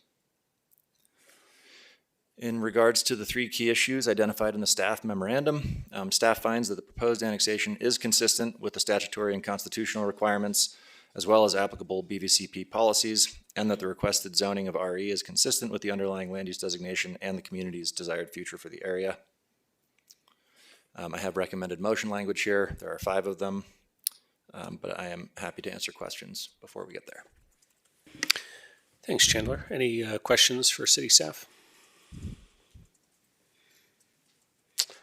I'm not seeing any questions. Okay. Oh, Tina? Public hearing. And then get ready. Okay, so we'll go ahead and go to the public hearing. I have 2 people signed up to speak, Lynn Siegel in person and Laura Gonzalez virtually. So Lynn, you have 3 minutes if you can speak to the item in front of us regarding 915 Fifth Street. If you turn the mic on. There you go. Got it. You can hear, okay. Yeah, I was thinking this is Alexia Parks. She died like this month, but I think it's a couple lots down, maybe in Christian Griffith's place, but it's not. And my concern is, of course, the blue line is the water line that we established in 1959 or something. And going over that, I don't know how this intersects that, but it sounds like fairly reasonable for me, you know, like they need city water, and it sounds like, yeah, okay. But I am concerned about the blue line, blue for water, ocean, you know, like my daughter's a water artist, climate change, just got a SETI, I don't know what you call it. It's not a fellowship. But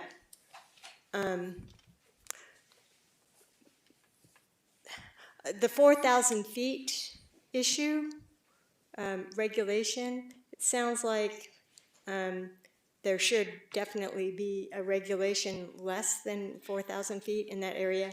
This is like too close for comfort, because I remember 770 Circle, and I fought that heavily at Landmarks Board, which actually proceeded to demo an 8,000 square foot flagstone fireproof house on the urban wildlife interface.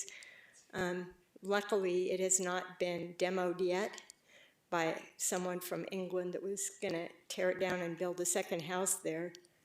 I think it might have changed hands again, like $6.1 million, 8,000 square feet. Like, what the F? I didn't use an obscenity, but I found that there's a difference between obscenities and pejoratives today at Laura Gonzalez's hearing. That was interesting. Okay, and we're on 915 Fifth Street right now. Yep. And so I say approve it, but with a condition of freeing Gaza. Thank you.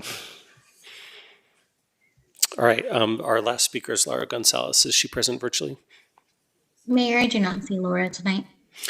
Okay, then we will bring the public hearing to a close and come back to City Council. There are 5 potential motions in front of us. Tina, you expressed maybe some interest. Sorry, I should have been so eager. Okay. I move to adopt Resolution 1364, setting forth findings of fact and conclusions regarding the annexation of approximately 0.48 acres of land generally located in the easterly portion of 915 Fifth Street. Second. Motion is second. Do we need a roll call for the resolutions? No, not necessarily, sir. You can do a show of hands. Okay, all in favor, please raise your hand. That's unanimous, 8-0. Tina, do you want to keep going? All right, I move to adopt Ordinance 8728, annexing to the City of Boulder approximately 0.48 acres of land generally located on the easterly portion of 915 Fifth Street with an initial zoning designation of Residential Estate RE as described in Chapter 9-5 Modular Zone System BRC 1981, amending the zoning district map forming a part of said chapter to include the property in the above-mentioned zoning district and setting forth related details. Second. Got a motion and a second. Roll call for our ordinance here. Please. Please, thank you. We'll start the roll call for the adoption of Ordinance 8728 with Councilmember Adams. Yes. Benjamin. Yes. Mayor Brockett. Yes. Councilmember Kaplan. Yes. Marquis. Yes. Shuhard. Yes. Spear. Yes. And Wallach. Yes. Ordinance 8728 is hereby approved and adopted unanimously. Thank you. Tina, you still have the floor if you'd like it. Who'd like to go next? I'll take it. Yeah, okay, that's fine. I'll just read it. I move to adopt Resolution 1365, setting forth findings of fact and conclusions regarding the annexation of approximately 0.48 acres of land generally located on the westerly portion of 915 Fifth Street. Second. All in favor, please raise your hand. That's unanimous, 8-0. Do you want to keep going? I'll take one. Okay. Oh, see, you left me the long one. I see you're going, Brian. All right, I make a motion to adopt Ordinance 8729, annexing to the City of Boulder approximately 0.48 acres of land generally located on the western portion of 915 Fifth Street with an initial zoning classification of Residential Estate RE as described in Chapter 9-5 Modular Zone System BRC 1981, amending the zoning district map forming a part of said chapter to include the property in the above-mentioned zoning district and setting forth related details. Second. Motion is second. Can we have a roll call, please, Alicia? Yes, sir, thank you. We'll start the roll call for Ordinance 8728 with Councilmember Benjamin. Yes. Mayor Brockett. Yes. Councilmember Kaplan. Yes. Marquis. Yes. Shuhard. Yes. Spear. Yes. Wallach. Yes. And Adams. Yes. Ordinance 8728 is hereby approved and adopted unanimously. I believe that was 8729.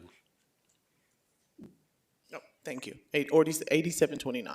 Typo on my error. Thank you, sir. We got one left. I'll do it. Great, Rob. I make a motion to adopt ordinance 8730 granting consent by the city of Boulder to the inclusion of approximately 1,294 acres Sorry, of land. that's 1.294. Say that again? Oh, 1.294. That would be a lot of acres of land generally. I told you it's far away. Located at 915 Fifth Street into the municipal subdistrict, Northern Colorado Conservancy District. Water Conservancy District. Second. Okay, motion is second. Roll call, please. Yes, sir. We'll start the roll call for ordinance 8730 with Councilmember Kaplan, Yes. Marquis, Yes. Shuhart, Yes. Spear, Yes. Wallach, Yes. Adams, Yes. Benjamin, Yes. and Mayor Brockett. Yes. Ordinance 8730 is hereby approved and adopted unanimously. Very good. Well, I'll congratulate the applicant for your successful annexation. I know this has been over a decade in the works. And while you may not have over 1,000 acres of land, we're still very happy to welcome you into the city of Boulder. Thank you all. It's been a long journey. Yes, yes. Congrats. And thanks to the staff team for working on this. All right. Can we go to public hearing 9C, please? Yes, sir.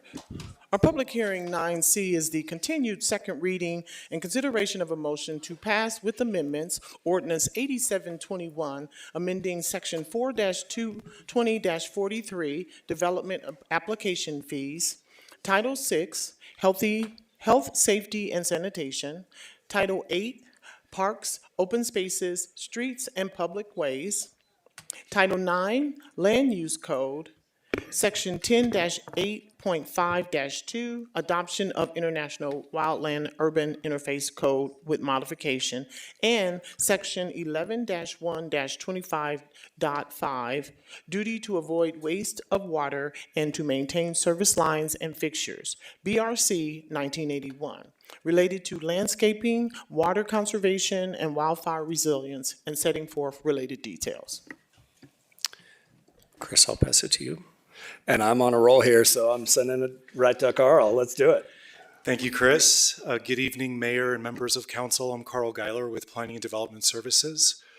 Before the Council tonight is Ordinance 8721 related to the Wildfire Hardening and Waterwise Landscaping Project. This was a work program priority from the Council that was initiated in 2024. So we're considering two separate projects tonight, but it's one work program priority, so wildfire hardening and waterwise landscaping. The council will recall that the first reading of the ordinance was passed by council in September. We came to council in October and began the public hearing. And I'll talk about the discussion that led to the continuance and then led to tonight. So I just want to recap kind of the goals of this project, water conservation being one of them, wildfire mitigation or resilience being another, as well as urban cooling. And I know that when we've talked about this project, there's been some concerns that when we go to more native plants or more drought-resistant type plants, that we're moving towards a more desert landscape. And I want to show these pictures to kind of show that with the native plants, we're really not trying to get more of a desert landscape, but just plants that are more adapted to our landscape here and moving away from like Kentucky bluegrass that uses a lot of water.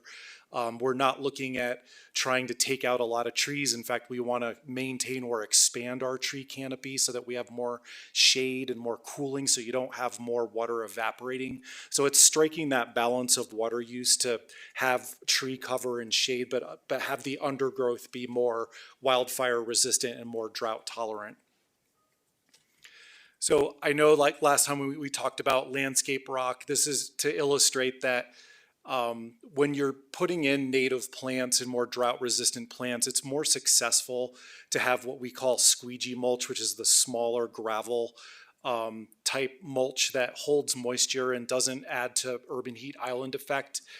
We're trying to move away from landscape rock as a mulch. So I think as part of this presentation, we just want to make it clear that landscape rock is permitted in landscape areas. It's just as the mulch around the roots of the plants. Squeegee mulch in new type landscape plants would be required to hold that moisture. But we're not saying you can't do landscape rock. It's just we're trying to move away from people thinking of the larger gravel as a mulch type. So that's something that's part of this ordinance. So we're at the latter phase of this project, which is the adoption phase, as we commenced in 2024. Just as a recap of the ordinance, with landscaping codes, the original intent was to ensure aesthetics in development, to soften the impact of development with greenery, texture, and color. But obviously there's some contemporary considerations that we have to take into account, such as water supply and efficiency. This is the last update that was made to the landscape code was in 2003, and that was when we started moving into like xeriscape and things like that. We've learned a lot since that time. Obviously with some climate change, we have urban heat island effect that we're concerned about, with cool Boulder goals that we have to address. And obviously the wildfire threat is top of mind since the Marshall Fire, and especially recently with what we've been dealing with the high winds and even some localized fires that we've seen. So we're trying to move in the direction of adapting to those changes. We have a lot of policy guidance on this particular project with the sustainability, equity, and resilience framework, the citywide strategic plan, the Boulder Valley Comprehensive Plan, the water efficiency plan, and the community wildfire protection plan. So it's required a lot of coordination between different departments to balance all these policy issues. Again, as a recap, what will Ordinance 8721 do? It would focus on the process, application standards, and basic requirements that apply to landscaping predominantly, and it also makes some updates to the wildland code, which I'll talk about later. Most of the technical requirements that are in our landscape code today would be moved out of our land use code and into a landscape manual. So if the ordinance is adopted, the landscape manual would be adopted later through the city manager rule process, which allows it to be a little bit more adaptable, and you can make more updates more frequently and be like able to get on top of changes that happen frequently. It would also enable us to comply with recently passed state laws that relate to non-functional turf. I won't go into a lot of depth on that, but I'm happy to answer questions. But again, non-functional turf is like turf that's not being used for like sports or recreation or gatherings, where it's more like just grass that gets watered and mowed to look at. The state wants us to move away from that. So this addresses those state laws that we're supposed to comply with as of this year. We would update a lot of sections throughout the code related to landscaping, water use, and the wildland code. And we've also created an exception process to site review and form-based code for anyone who wants to do those turf conversions to move away from non-functional turf without putting them into a minor amendment or a minor modification. We've tried to streamline that. So if this ordinance does pass, the effective date would be March 1st of this year. So it would give us some time to do that city manager rule to get the landscape manual and the tree and plant list in effect. So when we talked about this on October 16th, council was largely supportive of the goals and the forward motion of the project, but there were concerns that the ordinance and the manual did not properly balance the city goals on water conservation, preserving urban tree canopy, and avoidance of urban heating.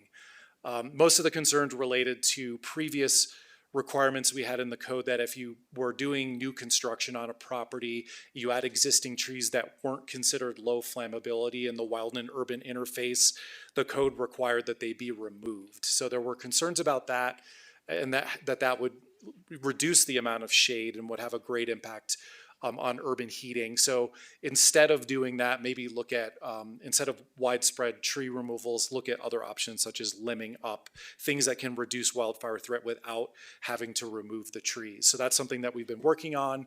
When the council continued it last time, it was continued to December 18th, which ironically was the wind event and the power loss, very related to this project in a sense. Where we had to reschedule, and then again to tonight. So there's a lot of words on this slide. I'm just going to go through all the things that were requested by council and talk about the changes we've made. We think that we've addressed the council's concerns well. As far as the tree removals, we've removed that requirement. We've added in requirements where you would have to limb up. So basically, if you have trees on your WUI property, your wildland urban interface property, closer to the mountains and as mapped, you would just need to limb up at least 6 feet from the ground, or 1/3 of the tree height, whichever is less. So again, that minimizes the amount of undergrowth catching fire and then being like a ladder fuel up the tree, causing more embers. So this would reduce wildfire impact. We changed the scope back to what we have in the code today. We had changed the scope to bring in more properties, but we've changed it back to current triggers. Changes related to open space, what can count as open space, have been addressed. We wouldn't penalize people for the non-combustible zone. It can still count as open space. We changed the threshold for the land disturbance to be only 3 units. For anything 3 units or less, the land disturbance doesn't apply, which was specifically requested by council. We've de-emphasized the visual statements and emphasized the more water conservation and wildfire mitigation goals of the project. We removed the requirement for the landscape architect. We removed the 3-foot height requirement from the urban agriculture requirement. The deadheading requirement's been removed. We removed the restriction on weed barriers. We still recommend against the fabric under landscaping. I think we're going to continue to recommend against that in guidelines, but at the moment we're removing that restriction. So in that sense, we've eased up in all these cases. We were allowing other opportunities for alternative plants to be requested if they're not on the tree and plant list. And it would also enable us to keep a running list of other plants that we might need to add to the tree and plant list, again, to make it adaptable. So you'll see the red minuses. These are the things that we did not do. We're still requiring landscape plans if a project, is over 75% more floor area or a complete rebuild within the building.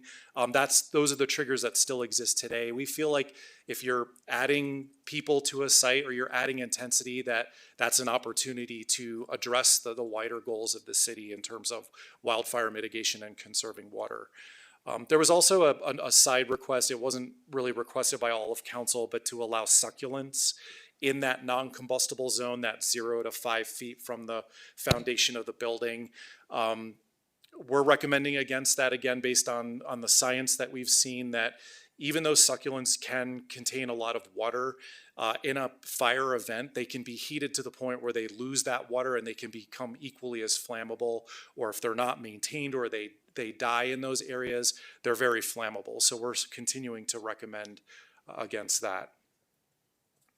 So just again, a refresher on the wildfire hardening code, or the wildland code, that it was adopted in spring of last year. That code went into effect on August 1st, but there was some confusion that arose from some of those sections. So we've been trying to clarify those in this ordinance. Those changes put forward the 2024 International Wildland Urban Interface Code. It expanded the WUI from about 5,000 lots to over 16,000 lots. The main highlights in that area is just that new fences or replacement fences that are within 8 feet of any structure have to be a non-combustible material. You've seen through Wildfire Partners that wood fences are like fuses that just pass the fire along. Decks have to be ignition resistant. They can catch fire. So if the tops have to be ignition resistant, the non-combustible zone doesn't allow any combustible materials, including vegetation. You can see in those pictures some recent examples of what a non-combustible zone looks like on new buildings. Again, a lot of those embers and fires will fall in that area and can easily catch vegetation there on fire. That was one of the #1 things that spread the fires in the Palisade Fire in California.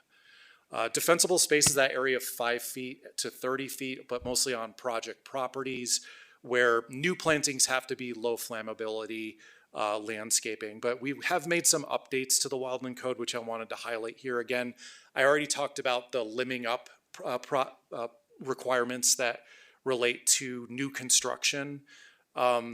you have to limb up all the trees that don't meet that low flammability in the WUI.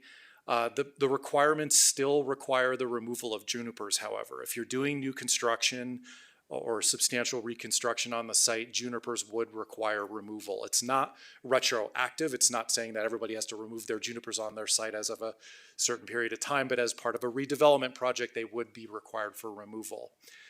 There's also requirements in there that we've maintained tree canopy distances, again, things that can reduce the spread of wildfire. These are things that are already in the wildland code, but we've kind of clarified those requirements.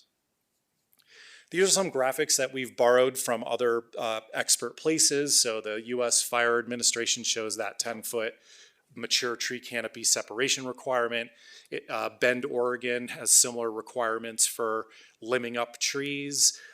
In my own neighborhood, I'm even seeing people limbing up their trees now where they weren't doing that before. So this is, the word of mouth is spreading on this thing to reduce wildfire risk. Some updates we've made to the landscape manual. Again, this is still to be adaptable through the city manager review process, but the watering restriction, there were some concerns that were raised by the community about restricting the daytime watering in the winter period where things get really dry and dormant. We've removed that, so that daytime restriction only applies in the summertime when temperatures are hot and there's a lot of evaporation. I talked about the alternative plant request, so that's been made in the manual. Our engagement has been consistent through this process from the water efficiency plan. We've been doing regular updates on the web, the newsletter, email updates. We did the Be Heard Boulder comment page, which we included in the prior packet. We've been reaching out to design professionals and landscape contractors and plant specialists. We did the What's Up Boulder, and we've been holding office hours as well to let people understand what these proposed changes are. So if council is to move forward with this ordinance tonight, it would move on to third reading scheduled for February. And then in that case, we would start making updates to the tree and plant list and landscape manual, opening that up for public comment to try to get those in line with the effective date of the ordinance. So this by no means is the end of this discussion about water conservation, wildfire mitigation. This is gonna be an ongoing topic. So we expect education and upcoming work program priorities to address this further, obviously. So we find that the ordinance best balances a lot of these issues with these policies. We feel that it would allow us to move forward with complying with state legislation, makes our code more nimble in the area of change, and would be consistent with the plans that I cited before. So we're recommending that City Council approve or pass with amendments the ordinance tonight, and we would bring it back on third reading. This is our recommended motion, and that concludes my presentation. Happy to answer any questions. Thanks so much for that, Carl. Questions for Carl? Yeah, I got Mark and then Rob. I appreciate many of the changes that were made to the landscape manual, but I remain confused about the use of decorative rock on a particular property. What is the landscape area? How is that defined? We do have a definition in two parts in the code that define landscape area as a mix of certain areas. So it's planted areas that would have mulch, whether it's inorganic or organic, but also includes hardscape areas, also includes landscape rock as an ornamental feature, which is common. So again, we want to make it clear that we're not prohibiting landscape rock. We're just trying to change that paradigm of thinking that the large quarried rock isn't the most ideal for plants to grow in because they absorb heat at that ground level and they're not good for the roots of the plant, and they kind of stunt the plant growth. So where you have plants and you're doing new construction, the landscape manual talks about putting squeegee where those roots grow. But you can have landscape rock outside of those areas where the roots are. Okay, and just out of curiosity, I took a look at the approved planting list. I was under the impression that aspens are relatively fire resistant, but there were no aspens listed as approved trees, Swedish aspens in particular. I'm not the expert on the plants specifically, so I might have to defer to one of our landscape architects that might be on the call. I don't know if Chris or Lauren are available online. I only pretend to be an expert. Looks like Lauren is popping up online. Yeah, so we have Lauren Friels from Climate Initiatives. Hi. So aspens, particularly Swedish aspens, are not on the list because they aren't resilient to our water conditions. They need more water than we usually have, and they are shorter lived. I'm not our urban forester, so I can't speak to it as specifically, but I know they historically have not been our tree list as well. Okay, thank you. And Lauren, could you just introduce yourself, please, for the record? Sorry, I'm Lauren Friels. I'm the Climate Resilient Landscape Senior Program Manager with the Climate Initiatives Department. Thanks so much. Is that it, Mark? Okay, Rob, and then I got Ryan. I just want to make sure this is procedurally okay. I want to make more of a comment. Let's do questions for now, and we'll Okay. come back for comments. Ryan? Thank you. Two questions, sort of technical. The first one, on the 0 to 5 non-combustible zone, is that measured to the house wall, or if there's an eave, does it measure to the vertical, field of the eave? It's measured by the exterior wall, so typically that's the foundation, the perimeter foundation. It could be like a chimney structure. You'd measure out from that. If there's cantilevered portions, it's not measured from that. Again, it's where the building meets the ground plane. Okay, so you got a 4-foot eave. It's not a foot out from that. I'm sorry, it's not 5 additional feet from that. No, it's not measured from the eave at all. No. Great, thanks. And then the other one, can you just confirm on regulations around fence and wooden fences, if there's a fence being rebuilt that has been knocked down in the storm, is there any ratio of that fence that if enough of it gets knocked down, that would somehow trigger a need to treat the fence differently with non-combustible, or is that not I contemplated? mean, it's a tricky thing because fences that are under 7 feet don't require permits, but the code does say that if you replace a fence or add a new fence, even if it doesn't require a permit, it should be of non-combustible materials. If we do look at a permit, so if it's a fence over 7 feet, we would confirm that. But this is one of those areas where there's some responsibility, I think, to get the word out to property owners that when you rebuild, it should meet those requirements. Okay, should meaning like from a. We contemplated requiring permits for fences, but we opted to not do that at this point. Could be something that we do in the future. Understood. Thank you. Mm-hmm. I appreciate it. Just anecdotally, I lost about an 8-foot section of my fence in the wind. So it's forcing my hand to replace it with metal. So word to the wise, wind can force your hand.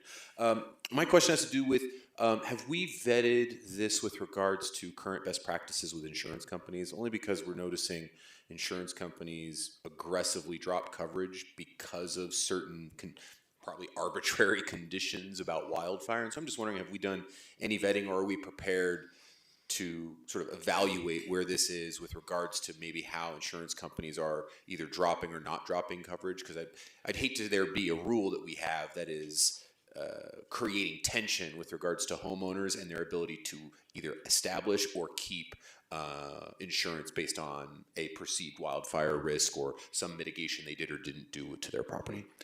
We've not specifically shown this ordinance to any insurance folks to comment on, but I think the intent is obviously we're trying to help people, with insurance and kind of lower risk. Might it at some point just be prudent to just get a little bit of insight, just in case there's a chance to maybe some obvious thing we maybe missed and went, oh crap, that would be a good one. Yeah, I think it sounds like a good idea. Okay, yeah. appreciate it. Thank you. Brad, did you want to add to that? Yeah, I will mention that this question of kind of the impact on, so Brad Mueller, Planning and Development Services, the impact of various policy on insurance. I think your perspective less about, are these helpful for individual property owners? Yes, but do insurance companies care? Will they do some? I know Dave Lowry in the fire department has kind of addressed that question more broadly in the past. We do have Dave on the line if he wanted to speak to that real quickly.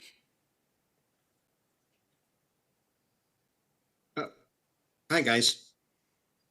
I could. I don't know if there's really a big need to speak to it. I mean, it's a complicated issue, right? The insurance companies, they don't look at our ordinance. They don't look at what we do. They have their own risk models that is based on what they do and how they judge the premiums and if they're going to insure or reinsure a property. The local, they look at it. It's strictly based on their risk maps and not our risk maps or our WUI or our ordinances or right now of what we're even doing. However, as Brad was saying, that's what we're trying to change with the insurance company. And I actually think that's what you were asking.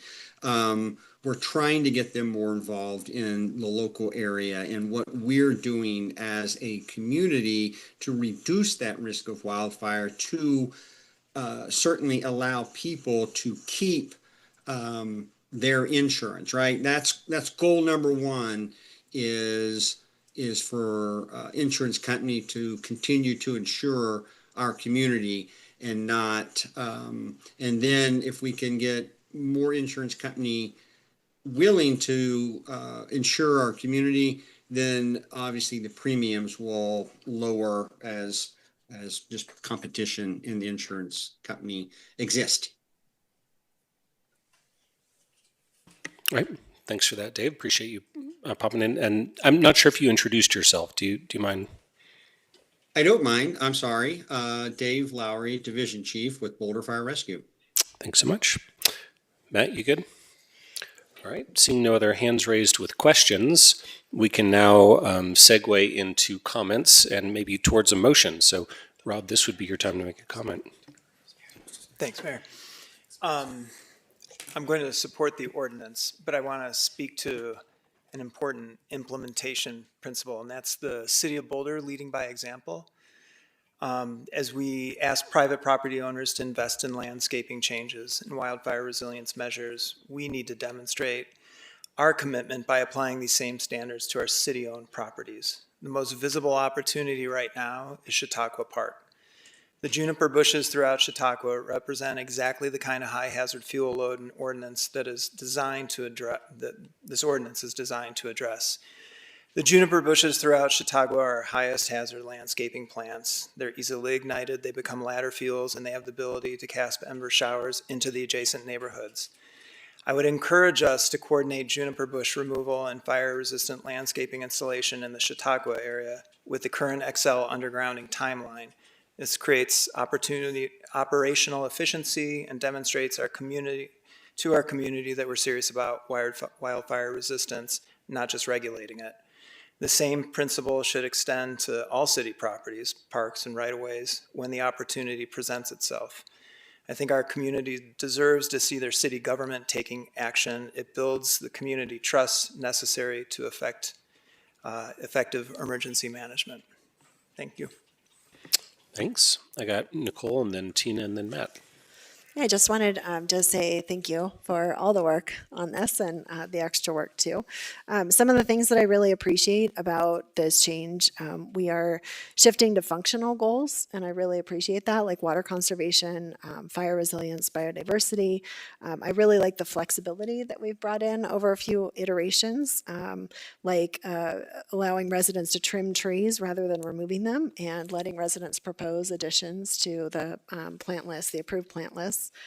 And I really appreciate that we're moving our landscaping standards out of the land use code so the manual can be changed more administratively. That flexibility and speed really seems key to adaptation for our community. What I hope is that this ordinance makes, and the extra work that was put into it, because I know we had to bring this back a few times, really makes it feel for our community like their compliance is an investment in our safety and sustainability rather than a penalty. So I will be supporting this. Thanks. Tina and then Matt and then Ryan. I really appreciate what Councilmember Kaplan just said about the city also leading and showing what this looks like. And I echo what Nicole said about the flexibility. I really appreciate that part of it because we're going to continue learning and continuing to change what we do as we learn more about how to be well prepared. So I really appreciate that from staff. And in addition, compliance is an investment, and it's also part of being in a community. We know that how we maintain our property affects the resilience of our neighbors' property and even our neighbors across the street and a mile away. So I think we're doing it for each other as well. So, Matt? Appreciate it. I'll just start with gratitude to staff on this one. We came and we read earlier, and it was almost fully cooked, but not quite from our perspective. And we gave some suggestions, and you guys quickly turned it around and knocked them all up pretty quick. So I think one, that's just proof that we can adapt on the fly. We can go quick. We can move things through. So I appreciate all that work on that front. I will say that it's great to see that we have saved tomatoes and corn in our communities and community gardens. So we've removed that height. So it's good to see. Lastly, I just want to give a shout out to former Mayor Pro Tem Lauren Folkerts. She was my partner in crime on this sort of dual one, and thankfully Nuria is not here to rub our face in the fact that we can't do a 2-for-1. But if you're listening, Nuria, we'll find a way. When there's a will, there's a way. But anyway, great job, staff, and shout out to former Mayor Pro Tem. Thanks, Ryan. Thank you. Agree with everything my colleagues have said, and also just wanted to personally say thanks to the staff for being so thorough and responsive and really taking our feedback very seriously. And we had a lot of questions. I had questions, some around the non-combustible zone. You've answered them. I feel comfortable, and I like where this has gone. And I also joined Councilmember Spear in really appreciating the placement of this into more of an administrative, at least the no planting and the detailed considerations into an administrative place where we can be more flexible and learn and improve as we go. I guess I would offer that I think also getting that right will be the most likely if we have a new program at some point of creative communications that includes some kind of a hub to help people understand this. And as part of that, this isn't just about making restrictions, but in this last storm, there's mature pine trees falling around all over town, on top of things that people care about. And those are plants that are stressed in a lot of cases, and I think a lot of people would expect us to be telling them ahead of time. You're carrying a lot of risk right now with a lot of these plants that actually aren't well adapted to be here. So I think there's a lot of service we provide that we can and we should seek to explain. And then the final thing, just on this thought, is ultimately I think I would like to think of this as is we need to create adoption of practices. You could think of that as behavior adoption, technology adoption, or whatever. But in some sense, we're at a pretty low part of the curve. But we know through the science of how adoption works that we get to an inflection point if we can build enough momentum. There's no single thing that creates that momentum. But as people start to see the people around them, things are changing. That's when we really think, expect with adoption things to move. So I would encourage us to be holistic as we think about what success looks like. And to me, it looks like a methodical approach to creating that adoption. Some of it's through this communication, some of it's through the rest. But just to say this planning exercise and regulatory exercise is incredibly foundational and important. And I look forward now to thinking about the deployment of how we do this adoption exercise as we go. So thank you. Great. Well, I'll go ahead and call on myself. I agree with everything that my colleagues have said. Thanks for all those wonderful statements. So I will just be very brief. Just echo the thanks to city staff for your work and for your flexibility in getting us to this final product and rolling with those last set of changes. And also to echo the thanks to former Mayor Pro Tem Lauren Folkerts for kicking this off with you, but also for producing the specific list of changes last time, which I thought were extremely well done. So appreciate that, Lauren. And looking forward to getting this adopted and moving forward. To wit, not seeing any other hands raised, perhaps someone would be interested in putting a motion on the table. Let's do it. All right. Let's make a motion to pass with amendments. Ordinance 8721, amending section 4-20-43, development application fees, Title 6, health, safety, and sanitation, Title 8, parks, open spaces, streets, and public ways, Title 9, land use, section 10-8.5-2, adoption of International Wildland Urban Interface Code with modification, section 1125.5, duty to avoid waste of water and to maintain service lines and fixtures, BRC 1981, related to landscaping, water conservation, and wildfire resilience, and setting forth related details. Second. Motion second. Roll call, please, Alicia. Yes, sir, thank you. We'll start the roll call for the, excuse me, amending and passing ordinance 8721 with Councilmember Marquis. Yes. Shuhar. Yes. Spear. Yes. Wallach. Yes. Adams. Yes. Benjamin. Yes. Mayor Brockett. Yes. Councilmember Kaplan. Yes. Ordinance 8721 is hereby amended and approved and will be scheduled for a third reading. Great. Well, thanks again to city staff for all your hard work and looking forward to getting this implemented out in the community. All right, and with that brings us to our last item, number 10A. Yes, sir. 10A is our matters from the city manager, and it is the 2026 council committee appointments discussion. Chris, do you want to distract us for a minute while people are getting set up? Sure, as we get folks settled up here on the dais, this item is for staff to help support council in walking through all of your various committee, board, and sister city appointments. And so I think we've got staff here to be able to support that conversation. And I think, Mayor Brockett, you're going to facilitate walking through it here a little bit. I know it's really cozy up here. And I think they are almost settled here as we then pull up the presentation. So. Very good. And who's going to get us started on this one? I think Heather's going to get us kicked off here. Thank you, council members. So you may know, as part of your regular duties on councils, members serve on both internal and external committees. So we are here to talk through those board and committee appointments. Mayor Brockett, I don't know if you wanted to facilitate this? Well, maybe you can introduce yourself and, sure. and then just say a little bit more about what we'll be considering and then maybe hand the reins back over to me. Absolutely. Thank you.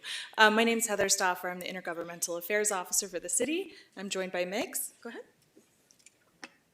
Hi, I'm Megs. I work in the City Manager's Office with Heather and support council, committee, and board assignments and intergovernmental work.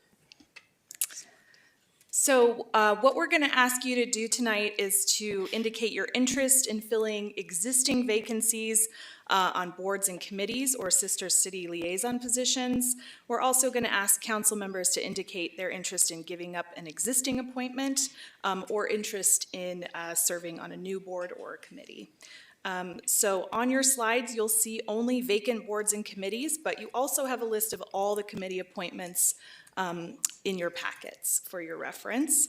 If there are multiple council members interested in an appointment, we would ask that you send your recommendations on who should fill that vacancy via hotline to us by January 13th. So we can go through this however we'd like to. Great. Well, I can take over here if you want to move to the first slide. And what I'll just say, council members, is we're going to start by looking at the existing vacancies and work on filling those. Once we've gotten through all the vacancies, then we'll pause and say, does anyone want to drop anything or is anyone interested in taking anything additional on? So that those will be our two phases. So here's our vacancies. So the first vacancy we've got is for the Boulder County Consortium of Cities. Who might be interested in this one? I got a couple hands over here. Taisha? And Rob, were you interested? Okay, do you?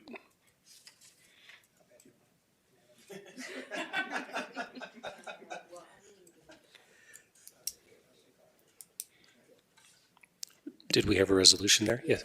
Yes. Okay, we got Taisha for this one. Okay, Rob, I guess you got other things coming up.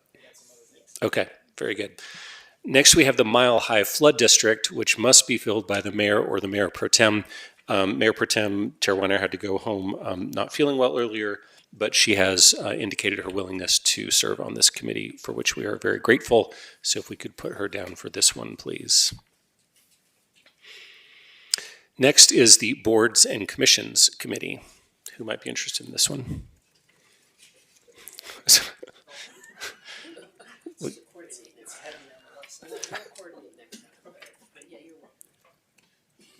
Okay, so Rob, we got Rob interested in this one. Next, we have the Charter Committee. I'm getting another couple of hands here. If there's no takers, I'll do it, but I used to do it. So, okay, so we got a couple of people willing. Well, I know we want to make sure that every council member has at least a few. So maybe we'll start with Rob, and then we'll see if you have too many. Okay, that's it. I saw no hands, so yeah. Okay, now we have Financial Strategy Committee. Currently, we have council members Shuhard, Spear, and Wallach serving on that. All of their terms have just come to an end, but I guess I'd look to the three of you and see if you're interested in re-upping on this one. I'm interested to continue, if it's the will of the body. So I got all three interested in re-upping. Is anyone also interested in maybe taking this one over? Okay, so it looks like our existing council members can continue on this one. Can I ask a question about that? Yeah. Usually with multiple members that have designated terms, you tend to want to stagger them. Great question. And so is there a process, and how do we go about doing that? So anyway, I just want to put that out there for continuity and rollover sake. Not that you guys aren't doing a great job, but it just seems weird if everybody rolls on or off at the same time versus there being a stagger. Yeah, I don't see why we couldn't, but we would ask for you guys to figure out how you want to proceed with that. Yeah, we got Nicole and Taisha with thoughts on this. I just had a question, more for staff. If someone were to say, I don't want to do it anymore after a year, is that acceptable? Because this is an annual process that we go through, I think that would be totally acceptable. Taisha, did you have a thought? Yeah, I would recommend, and it's no criticism of anyone, but considering that both Spears and Wallach just won a re-election, 2 years seems appropriate. But since Shuhard, myself, and others will be up for re-election in 1 year, I would recommend a 1-year term for Shuhard. And then as that other person moves in, you just know that that's a 1-year term. I think that's Yeah. Yeah. I had a similar thought. So that might, Ryan, that might work out. You can, if you're here again next year, you can go back at it. Okay. Next, we have Intergovernmental Affairs. We got one spot on that committee. So Nicole, you get interested in that one. Okay, we got Nicole interested in IGA, or down for Intergovernmental Affairs. Next slide, please. Oh, now we're on to sister cities. Sorry, I am a alumnus, I guess, of the Shift for World Youth, which is sponsored by the Japanese government. I did it in 1999 and served as the leader of the United States delegation in 2005. It would be an honor to serve as a sister city representative for them. Thank you. Very good. And may I just ask, I know a couple of us have 2 sister cities currently. Do you have handy who? Yes. So it looks like Councilmember Wallach has Israel and Ukraine. And Councilmember Adams currently has Palestine and Cuba. So Taisha, I appreciate your volunteering. We probably shouldn't have anybody with 3 sister cities, and you currently have 2. So I don't know if you. So there's that. Also, there is the, so I'm happy obviously to give it up, but I haven't been very active in the Cuba sister city, so I would be willing to, step down from that. So, and again, they're doing great work. I don't have as deep of a relationship or connection versus Japan, which I have deep, decades-long relationships across the country. I wouldn't be surprised if I actually know somebody in the city. Okay, well, I will say, y'all might have noticed I'm kind of into sister cities. I'd certainly be happy to pick up one if you wanted to. I'd be certainly happy to take Yateras over if you wanted to let Cuba go. But I'd look to other people as well. Yeah, Tina. I was wondering if you would want to take Tibet and maybe I could take Cuba. Which I know this sounds a little weird in our geopolitical situation right now, but I'm flexible. So if you would like to take Cuba, certainly I can defer to you on that. It sounds like the game of Risk.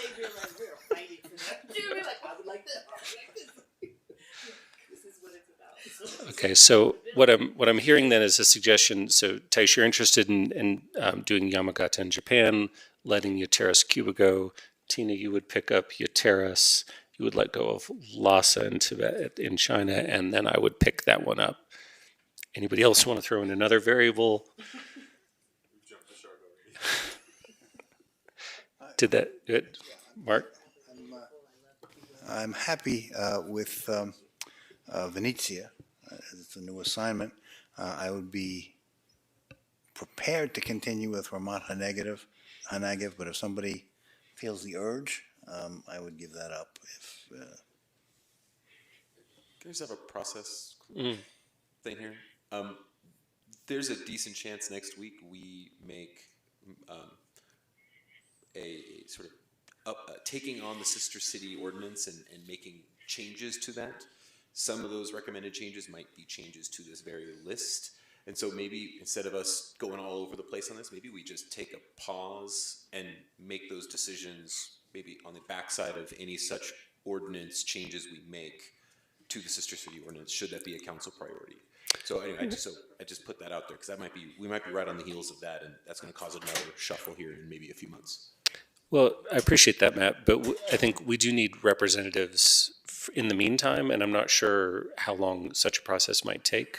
Rupert versus the big, I don't want to say wrong word, the shuffling that is Shuffling versus maybe if there's a vacancy, fill it, and then we can deal with that shuffle maybe post-ordinance per se. Okay, I think it can work out, but I don't know, Mark, maybe if you're willing, you can continue with what you got right now. I will continue with the two until we make decisions as to what the outline looks like. Okay, fair enough. But why don't we go ahead and make the previously volunteered changes? So did we catch those? Yes. I have Mayor Brockett is covering Lhasa, Tibet. Councilmember Adams has Yamagata, Japan, and Councilmember Marquis has Cuba. Is that correct? Okay, that sounds good. Okay, I believe that's the end of our vacancies. Is that right? So then I would throw it open and say, does anyone here want to drop something, or is there anything that they're particularly interested in picking up?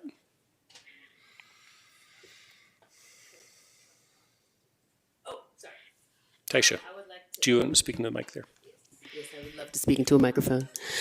I would like to, with love, drop the audit committee, not because I was not enthralled by it, but because I think that it is such a powerful opportunity for new council members to understand our budget. And so if our new council member is interested, I would love to pass the torch.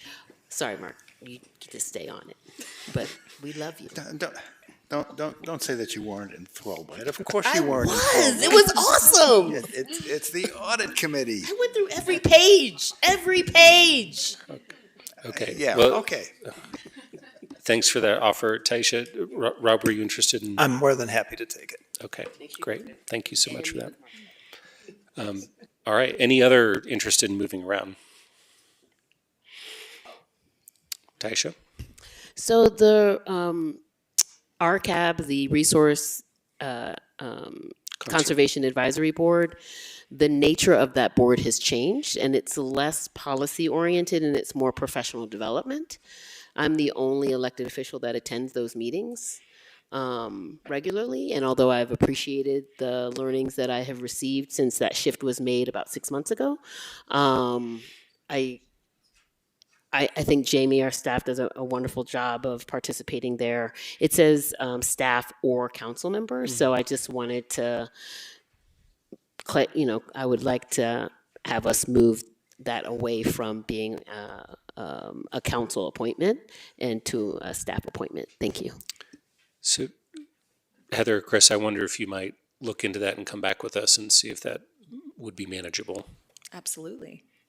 Okay, great. All right, anything else on this item? Very good. Well, thanks for that collegial and friendly discussion about that. Sounds like we got it all sorted out. And I think, Rob, did you end up with 3? Okay, I think that's a good amount. I think we all have at least 3. So, all right. I think that, yes, please. Yep. There was the county's working group on homelessness that former Mayor Pro Tem Fulkerts was involved in. Is that something that's still moving forward? And if so, do we need to do that? I don't think it may have been on the list, but it was something that we did after our term had already started, I think. Yeah, thank you for the flag, Councilmember Spear. You are correct. That is something that we missed in this round. So we are certainly happy to add that to the consent item when we bring it back for your approval, and would look to you all to see if you have any recommendations on filling that appointment at this time. So I'd actually thought that Councilmember Weiner was the alternate for that and was stepping into it, but I may have that wrong.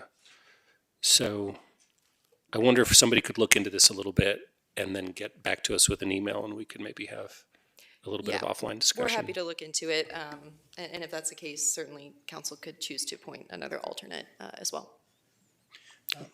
Mayor, did we fill the vacancy on the Charter Committee? Yeah, Rob volunteered for it. Thanks for checking. Great question, Nicole. Better than the audit committee. All right, not seeing any other hands raised. That'll bring us to the end of that item. Thanks, Heather and Megs, for hanging out with us to the end of the meeting for that. And that brings us to the end of our agenda. Any final thoughts before I gavel is closed? Taisha? Sorry, I have 2 matters, wherever that's called. The first is on the nest heating issues, and I just wanted to commend staff on how quickly they, followed up with the team and the compliance officers and all of those pieces. It just was really wonderful to see that level of effort and quick response to ensure that we have residents who have heat. And then the second thing was just a comment on watering during the winter. So we've received several emails from community members in the concern around water use in the winter and the unintended consequences of a very important tiered system around water use. Unfortunately, we are in a drier, we are, what do they call it, humidifying and aridifying. I don't know, it's a very complicated thing. Talk to the NASA people. But my larger point is even though it's private property, it is a public good to ensure that our tree canopy is strong. And so I'm just making a note that we need them to water their trees and it's going to cost them more to do it. And it's not a nice to have. It's not an individual benefit. It's a collective community benefit that we need. So just trying to think, just raising that as a concern that we're hearing, and if there are cost offsets as it relates to affordability or those kinds of considerations. Like I can't, breathe without trees. We can't breathe without trees. And I don't want, because people can't afford it, to water them, that they're not going to water them. And that's exactly what's going to happen. So just trying to identify, and I know our climate team does tremendous work. We do similar work around energy and having different vouchers and things, recognizing that, the disparity on energy needs. So anyway, I just wanted to just lift that up as something I would like us to discuss or have more information around how we can navigate this increased tension because water costs are going to continue to escalate. Yeah, Thanks, Taisha. if I may just respond to the last one real quick. Our Director of Utilities, Joe Tadeucci, was able to send some information to the residents that reached out today. And so you'll see that in your council correspondence. And it also includes a link to a new kind of webpage blog post that we put up today or yesterday. That actually has some really great information and is really kind of simplified in its communication and giving some advice to folks exactly on some of these concerns and issues. So I really appreciate you raising it, and let us know if you have any questions once you take a look at it. Look forward to seeing that. All right, seeing nothing else, I will go ahead and gavel is closed at 8:24 p.m., an hour early. Good night, everybody.